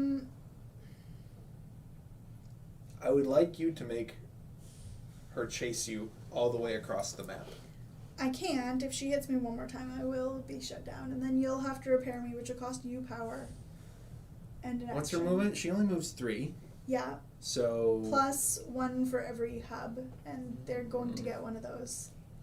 So she's gonna move 4, basically. right. So like I said, how do we win? Well, Let's hold on. win. This just moves her. This doesn't. So as long as you're at least 4 away. Mm-hmm. And I am. So she'll Presently. move the 3, and if she's adjacent to you at that point, she'll attack you. Yeah. The ping roll moves her towards you, but she doesn't attack you at that point. She just is getting an extra movement towards the next. Okay. I Um, still think this positioning presents a problem, a major oh problem yeah, for that's us. that's an issue. I think you might have to, Do I have to go do this one instead? or I have to come do this one. Okay. And you Can you get over here and like bust through the wall and? Probably. Like I was when I didn't need to pull her away, I was thinking of busting a hole here so that access and I could just like Okay. come in here. And we eventually need to get back outside anyways, so like having I know. Well, that's here what I'm is thinking. I'm nice. thinking like maybe the smartest thing for me is literally to go outside Mhm. and run away.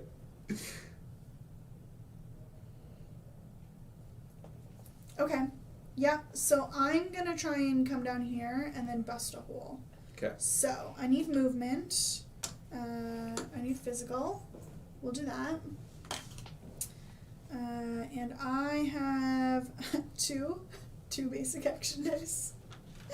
Congratulations. Thanks. So this is what I'm rolling for movement.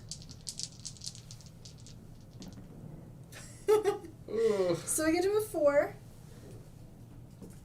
1, 2, 3, 4, and the last place I was seen is where I currently am because of the hamster. Okay, that's okay. I'm gonna put another physical in there and keep moving. I have these back because I didn't use them. I only need the 2 movement.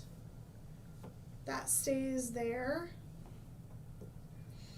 And then my last action is going to be this general action of destroying an adjacent wall, which I can do 3 times per game, and now is a perfect time for it. Kapow! There's a hole there in the wall, and then I can move into the. Do I want to move into the room? There could be guards in there. Get some equipment. I do get equipment, but I also could. Well, they're going to be level 1 guards, so worst case, I get hit once. Okay, moving in, grabbing this equipment, which is a battery pack. Fantastic. Josh Carlson is talking to us through a window over there, and he's actually saying use the grapple arm. I don't know if he knows. I don't know if he's been watching and actually knows that we have the grapple arm right now, or if he just knows. Absolutely has been. He wants me to grapple all the way to the wall, and that's actually not a bad idea. Well, maybe roll the room die first. Yeah, I do have to roll the room die Yeah. first. Because there's no reason to grapple if there's no guard in there. Okay, so one thing at a time. I've got my equipment. I need die number 2 if you can grab it for me when you get a chance. And then I need to roll 2 room dice. Here's die number 2 for you. Thank you. Okay, we have a super terminal, but there's no terminals in here. And an imperative, but I already have an imperative. So there are no guards in this room. That's great news. Curse this mission, taking away our super terminal. All right. As a free action after taking a move, that wasn't a move action. See, Josh just doesn't know the rules of this game. Can't use it right now. He is right though that I could have just used it to get that extra movement here. That's when I could have used it. But that's fine. Okay, I'm in the room. I'm good. I need to do the network. So I have physical, general. I do have my Expando Trash. Will that keep... Will the Expando Trash keep Lattice Work from seeing me, though? If you are not detected, you can be hidden. But her ability moves her she'll towards the still- closest bot. So She'll still move towards you. She just won't see you and therefore won't attack you. okay. So I can hide in the Um, trash theoretically indefinitely. Yeah, because it's like a homing mechanism that lets her move towards you, but then she like can't figure out where you are. Okay, I need to move on the network, so I can't boot anything because my network level's not big enough. But it's probably worth me getting myself booted. Yep, so I'm just gonna try and move in on this physical. So I'm gonna get myself booted, which decreases their network level. And then I move clockwise to that hub, which increases my network level. And then I move one more space. What a champion. And that puts me on, this is great, that puts me on this, I can replace any guard with a guard one level lower, so we can replace that hamster with something else. With level 2... With a gerbil. Are gerbils more powerful or less powerful than a hamster in real life? That's... I'm not sure that that's better, but it's what we got. Hamster. Hamsters are more powerful? Bigger. They're bigger? Yeah. You're sure? Like 60%. Amanda is telling us 60% hamster more powerful than a gerbil. Okay, so we replaced the hamster with a bulldog, which has a higher A movement. bulldog is definitely bigger than a hamster. Has a higher movement and a higher awareness, but if it gets adjacent to you, it attacks for less. Okay. So Seems... I may have made a poor choice. It's fine. Also, That's- bulldogs drool a lot, which is... That's my turn. I'm gonna draw another network card before I forget, and I'm going to degrade the Burncycle, and I'm definitely rolling a 4. Great. Ready for it? Yes. I rolled a 1. Okay. Okay. So, again, at this point, I think I will go and handle that terminal, and I'll just hide in the Expando trash if I need to. Yeah. Yeah. Yep. Making smart use of my equipment. So, Mods are awesome. It's always tempting to sell them for the power, but like yeah. they're super useful. This seems backwards. That I want. Yeah.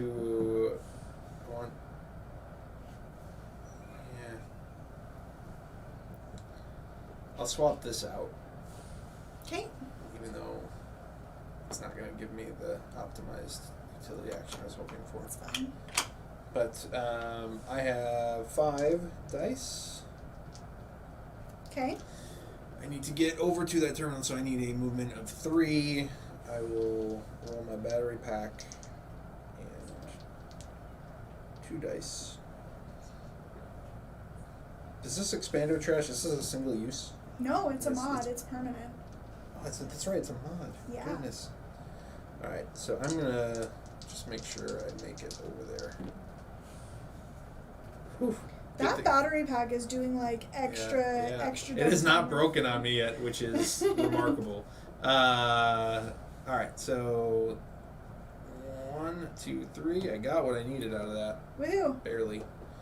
This time was used. So then I need to spend 2 power to repair the terminal. Put a terminal underneath there.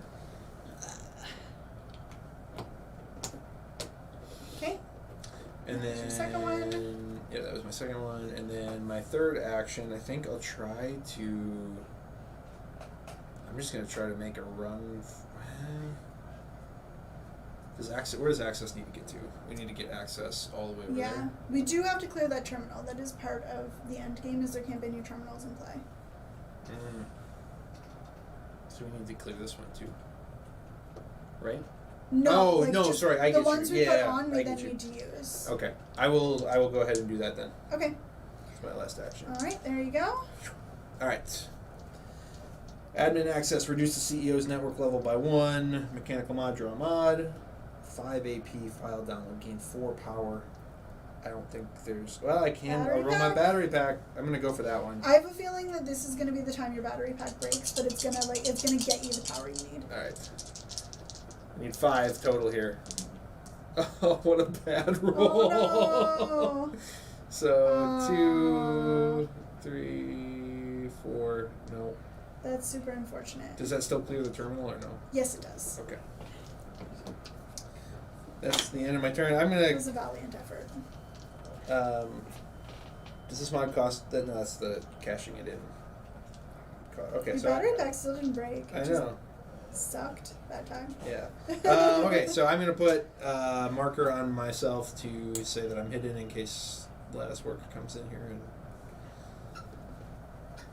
that's my expando trash mod that I'm using. At the end of my movie, if I'm not detected, I can put an objective marker on myself, and I am in a hidden position. So All right. so she can sense me and my Super Nintendo controller, but she cannot come and get me. Okay. Network. Network, right. I will go here, and then I will go. What's this one again? That's increasing my network level. Network level, yeah. I want to get to level 2. There, and then there. Okay. Did you want to do this? It'll let you draw an imperative, basically.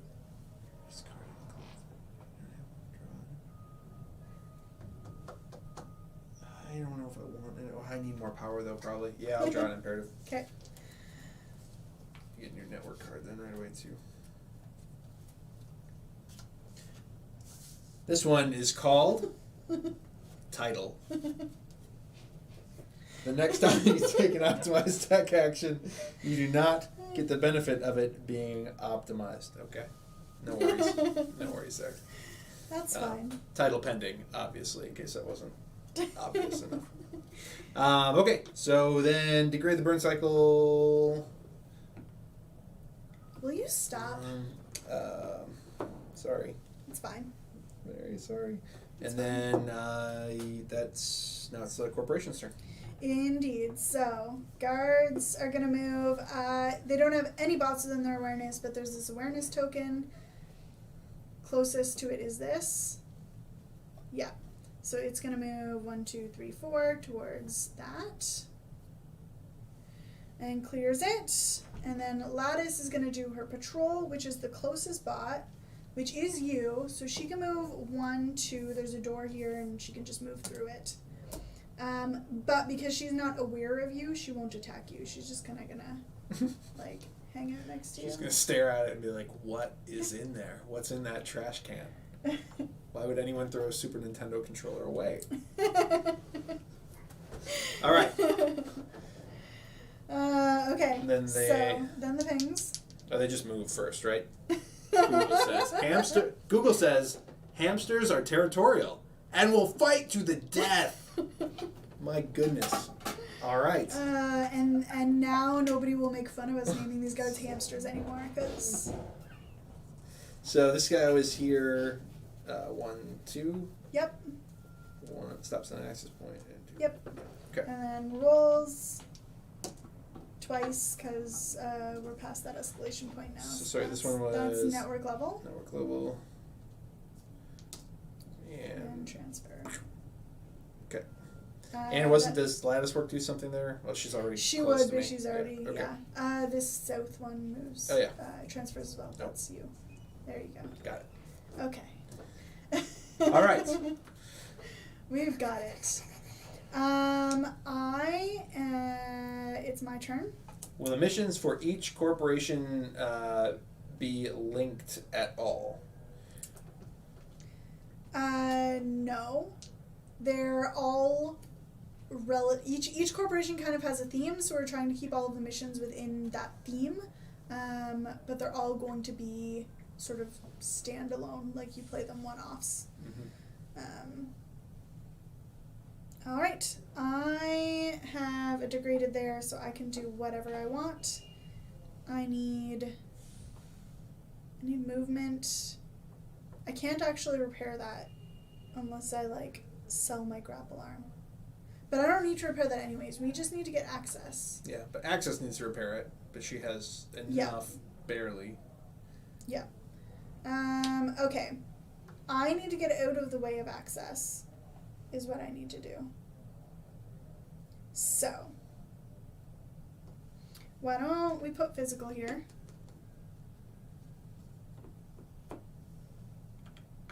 And then I will use that 2 movement. And then I will use my grappling hook to keep going. And then I will roll for the next physical.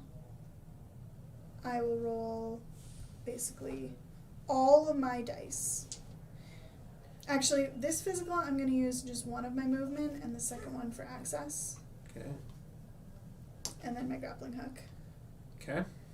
And then I'm going to roll this for access and hopefully get her far enough away from that bulldog. Woof.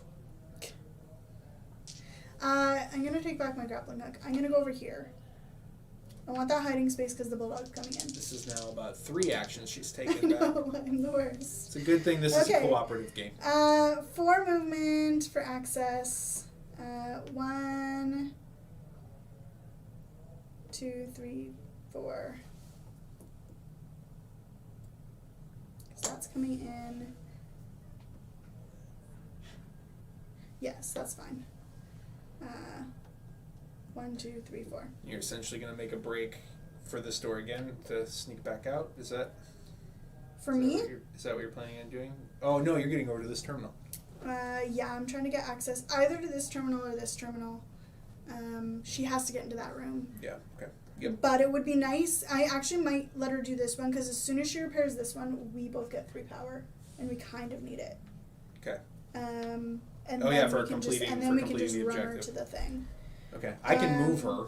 I can move her on my turn because I'm just going to chill there in the trash. I have 1. Well, actually, Story of my life. this isn't. That's not true. I'll explain why that is in a second. Oh, because but I'm going to... Yeah, because... You're gonna get yep, detected, and then yep, you're gonna yep, have to yep, run yep, away. yep. I rolled a blank on my last movement, so I got nothing. So, network. Physical? Physical. Going in. Yeah, where do I want to go? I kind of want to go, so I'm going to go to that physical, This one or this one? the clockwise. Okay. Yep. And then I'm going to move in, and that is a power. And then I move 1 more. Perfect. Okay, degrade. Okay, degrade. 5 goes to this one still. What was that first one for us? Yeah, I mean it's purposeful that because of the wraparound, the first one's going to degrade. It's sort of like you can predict what's going to happen, but not entirely. Sure. So you can always keep in mind, like, maybe we shouldn't be feeding all of our good chips into that spot because it's going to keep degrading. But we're Yep. us. But we're bad, so... All right, it's your turn. Okay, so this comes off, and now I am detected already. Indeed. Yep. That's... Which means unless you get away from her, you won't be able to go back into the garbage can. That's what stops the card from being completely OP. Yes. And so I'm wondering, actually, if right now I want to just sell it for 2 power. And, like, run real far away. Yeah, to get more dice, and I think I'm Maybe. going to do that, yeah. Okay. So 2 power, 2. I'm going to just go ahead and physical it the heck out of here. I gotta get away. Oh, my battery pack. Let's go. I should have been rolling mine. Because I think I'm just going to try and move as far as I can. I might Yep. even just exit the building and help out with access for the rest of the way. Yep. Because I don't think there's a whole lot else I can do. I kind of... Yep. Woo! It broke. Finally, my battery pack broke. Okay. It's back there. But I rolled a 3 on it, so I get 2 from the optimized physical action, plus 3 from the battery pack is 5, 7, 8, 10. Alright, so I'm just going to book it. get my personal pan pizza, if you will. 1, 2, 3, 4, 5, 6, 7, 8, 9. Okay. And my awareness would have dropped here. Yes. And I have 1 movement left for access. Access is here. Access is there. And so she'll just go here, I guess. Yep. Yeah. Okay. Perfect. And then do you still have an action left? I do, You but got 2 dice left. it's true. I'll try to move access 1 more. Cool. Actually, probably makes more sense to just take those 2 blanks and use it as 1 additional movement on my last turn, Okay. rather than risk. Yep. Well, actually, no, because I have 2 dice. I'll get at least 1 movement. Yep. I might get more than that. Alright. So she's on the terminal space. Oh, This yeah, is great. never mind. Either way, didn't matter. Okay. Alright. End of my turn. Network. Network, physical, and 1 more. Gilly is here. Physical. And can I boot? I Yep. can boot. And I will boot. It's about time. That's a good Canada joke. Well, you know. That's what I'm talking hail from the about. north. That's what I'm talking about. Your network level goes down from the boot.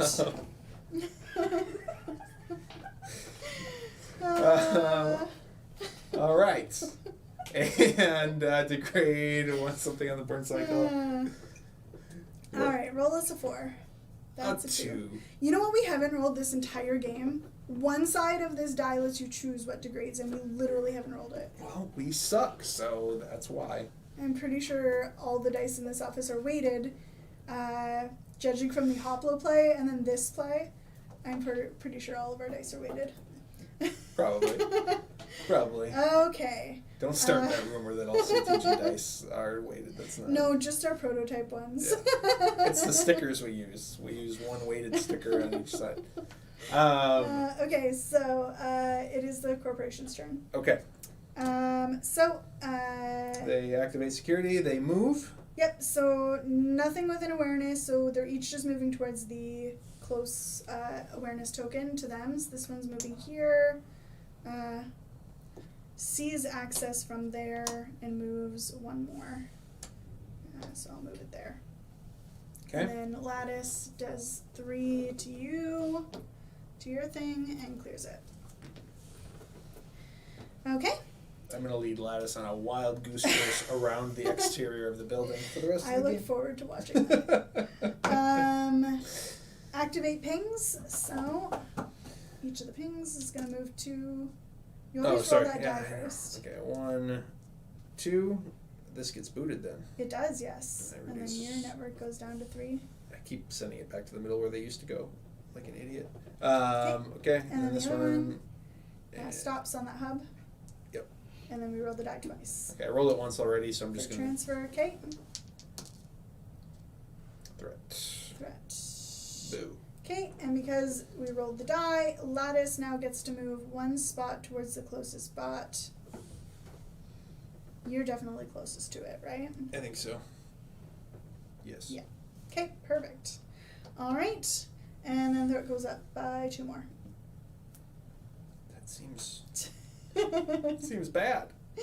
Well, we haven't been hitting the threat spot on the network. We are so. about to activate our subscription to Need Chain Prime. So, Okay, my turn.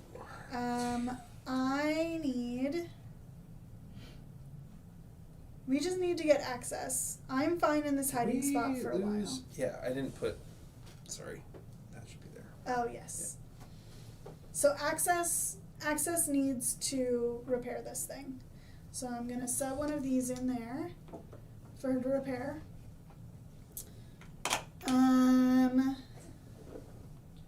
That costs her 2 power. She's down to 1.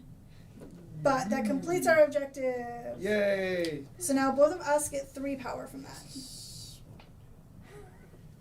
And I was at 3 before this, so I'll just... Where did all the basic action dice go? Can I have 1 more?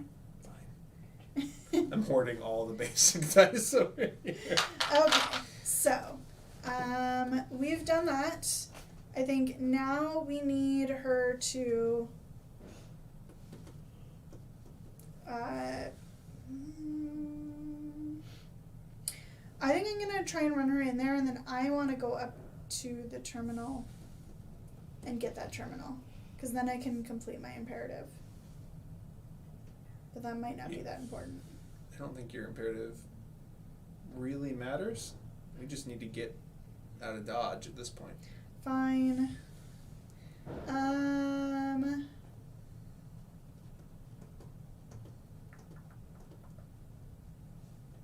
Granted, you could bust a hole through the exterior of the building right here and Yep. just walk out at any Yeah, point too. I'm not super concerned about my ability to get out of here.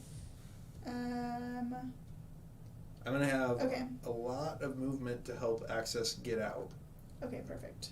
Well, no, we need to leave her there though. So you Well, just she needs to get here. Yeah. Yeah. Yes. Okay. Yeah. So I have lots of movement to help with that. We need that door open though first. Okay. So these aren't lined up the way I want them. Whatever. Okay, so she's going to access this. So terminal. Now again, so your imperative does not apply to the command module. No, and Okay. so it's the next time my bot takes a terminal action. Got it.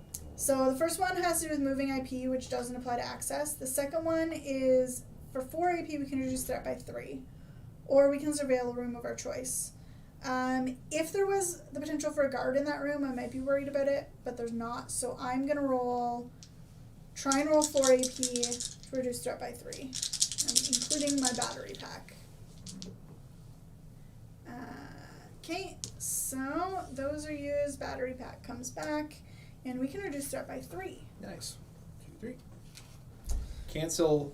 Need chain prime. The shows aren't worth it. Alright, so we've accessed the last of the terminals, and now we all just need to get into position. My last action is just going to be trying to move her by 1. Okay.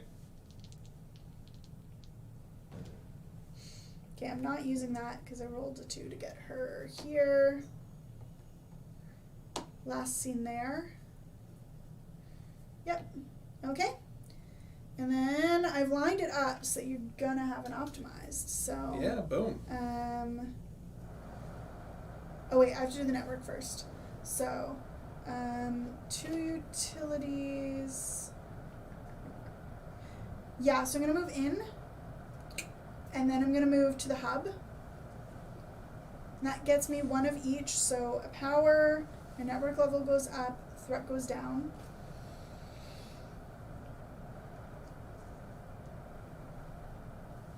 Threat. There it is. Yep. And then I'm booted.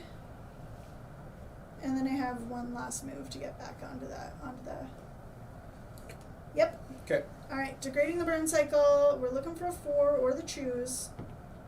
Hey, there it is. Fine. Boom. Boom. Okay. Okay. So again, I'm on the outside of the building, but I can still move access, which is awesome because I have a bunch of. I'm trying to think if I should route because I'm like completely. I don't need power to be alive. I'm trying to think if I should maybe upgrade my dice a little bit to try and. I think I might do that. Unlock 1 elite die or advanced die. Sorry. Mm-hmm. For 2 power. So. And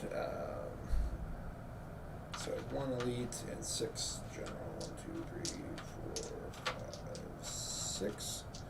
Need to use the first action to have access.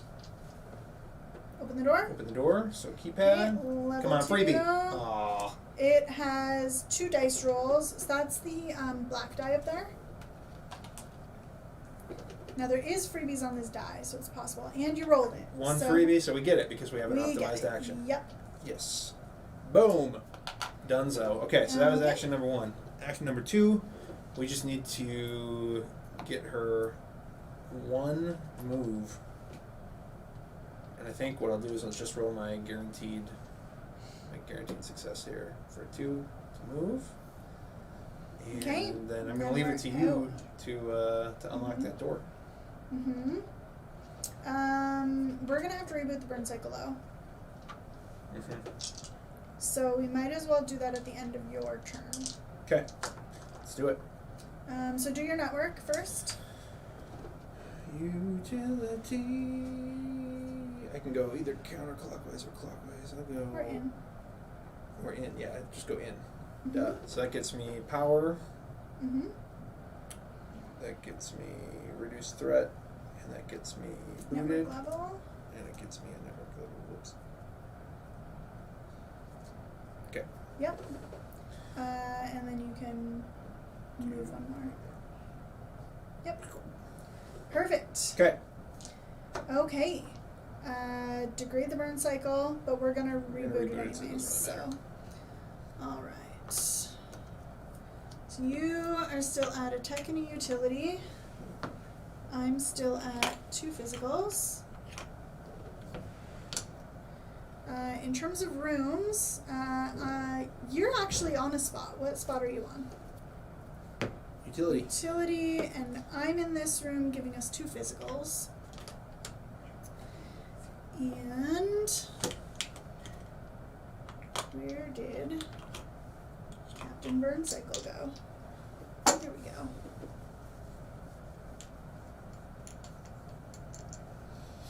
So I think we have this pretty well in hand Indeed, at this yes. point. It looked dicey for a minute there when Latticework was coming after me, but we managed to solve it out, which was actually really, really cool because I honestly felt like, okay, we're toast. There's no way we're gonna get this, and we managed to figure it out.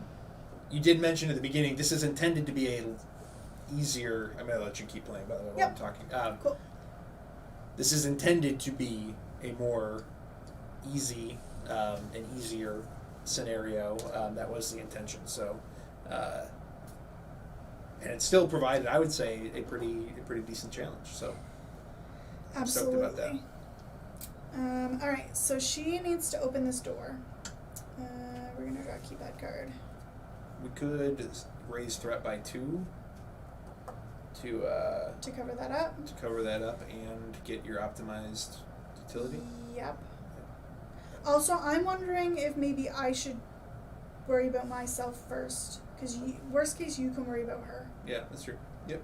Yeah, And you are in the room with a bulldog. I can run. You can also blow that door up or that wall up.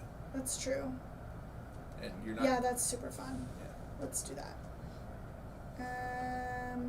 Okay, so I need to move. So yeah, I mean, we're not in danger of threat being bad, so I am going to replace this. Okay. So replacing that captain ship ups our threat by 2. Yes. I think I'd already put it up by 1 for the threat I rolled, but it's not a big deal. So I have an optimized physical action, and I need to move 2 more. So I'll roll this. And I would say, as this game comes to a close, if you do have any final questions for us, please shoot them into the chat so that we can get them answered before we wrap up. All right, I am seen. Even though I'm in a hiding spot, the bulldog saw me go there, so I'm not really hiding. I'm gonna use a general action to bust a hole in the wall, which is my innate ability. So we've got Sound 2 effects are holes mandatory. in the walls. Right there. Bulldog sees me exit, but that's fine because we're going to try and end this before the bulldog moves again. Third action, I'm going to optimize for utility, Boom. and we're going to try and get access through this door. Okay, so it has physical and a die roll. Where did that black die go? You have a physical token in hand. I do. Physical and utility. Well, it's optimized, so we skip the utility and I spend the physical. And the door's open. That should be there. Yes. Which gets her in, which ends the game, correct? It does not. We need to get her there. So Oh, that's you right. still Yeah, have to yeah, take that's your right. turn. Yeah. I'm going to roll the die to see what's in the room. It's an imperative that doesn't do anything for the CM. CM is short for control module. Command Yes, module. Command module. I don't even know my acronyms. I do the network. I'll just move clockwise. So, physical, so to the hub. In. No, to the hub first. Oh, yeah. Past a hub. Yep. To the hub, so that increases my network level to 6. Maximum power. Maximum power. And then I will move over and in. And actually, this one's a utility, so I actually move to the ping and boot it. Which drops your network level. It does, yes. Boom. Okay, 'Kay. perfect. And then I will degrade the Burncycle, and you can end the game for us. Boom. Okay, so I just need to move access a total of 1, 2, 3 positions. I have 7 dice to do it, which guarantees success. But we're gonna do one big last finale Let's do roll it. just for the heck of it. Let's see how much stuff I can take out on the board. That was All actually a things. pretty bad roll, all things considered, but it's enough. Yay! And we win the game. Boom. We do. We have successfully completed, what was it called? Terminal viscosity. Terminal Viscosity, a 1-floor Burncycle mission. There you go, everybody. So I'm not seeing any other questions coming through on the chat, which is great. That means that we did an impeccable job of explaining all the things for you. Obviously. That's going to do it for this episode of CTGTV. So again, we've talked through Victorum. We talked through a little bit about what's happening over here at Chip Theory, and we showed you a full playthrough of one of the new missions of Burncycle. I hope you've enjoyed it. I'm going to throw one last reminder on there. I don't know, do we have that link to put up again one more time? Okay. So we are, as a part of this episode, giving away a Cloudspire Shadow Box. You have until this coming Friday to enter. I believe the date on that is April. What's the date today? April... It's the 6th today. Okay, April 9th is Friday. So you have until April 9th to go to the link that you should be seeing on your screen right now and answer the question. You'll need to rewind and go back to the Hoplomachus Victorum gameplay if you want to see which hero that Logan and Adam were using in their Victorum gameplay. But if you enter that at the link below, you will be entered to win our Cloudspire Shadow Box, which, again, I want to just mention, throw out a shout-out to Artovision out of Eau Claire, Wisconsin, which made that beautiful shadow box for us. Mm-hmm. Check them out at artovision3d.com as well. They have a bunch of other cool stuff that they sell, and we've made friends with them. It's great. So that's it. Any parting words, Shannon? For all of the CTG staff members who've been asking me if they can win the Shadow Box, the answer is no. No. Sorry. CTG staff members are out of luck because Shannon is selfish. Yeah. We're going to leave you on that note.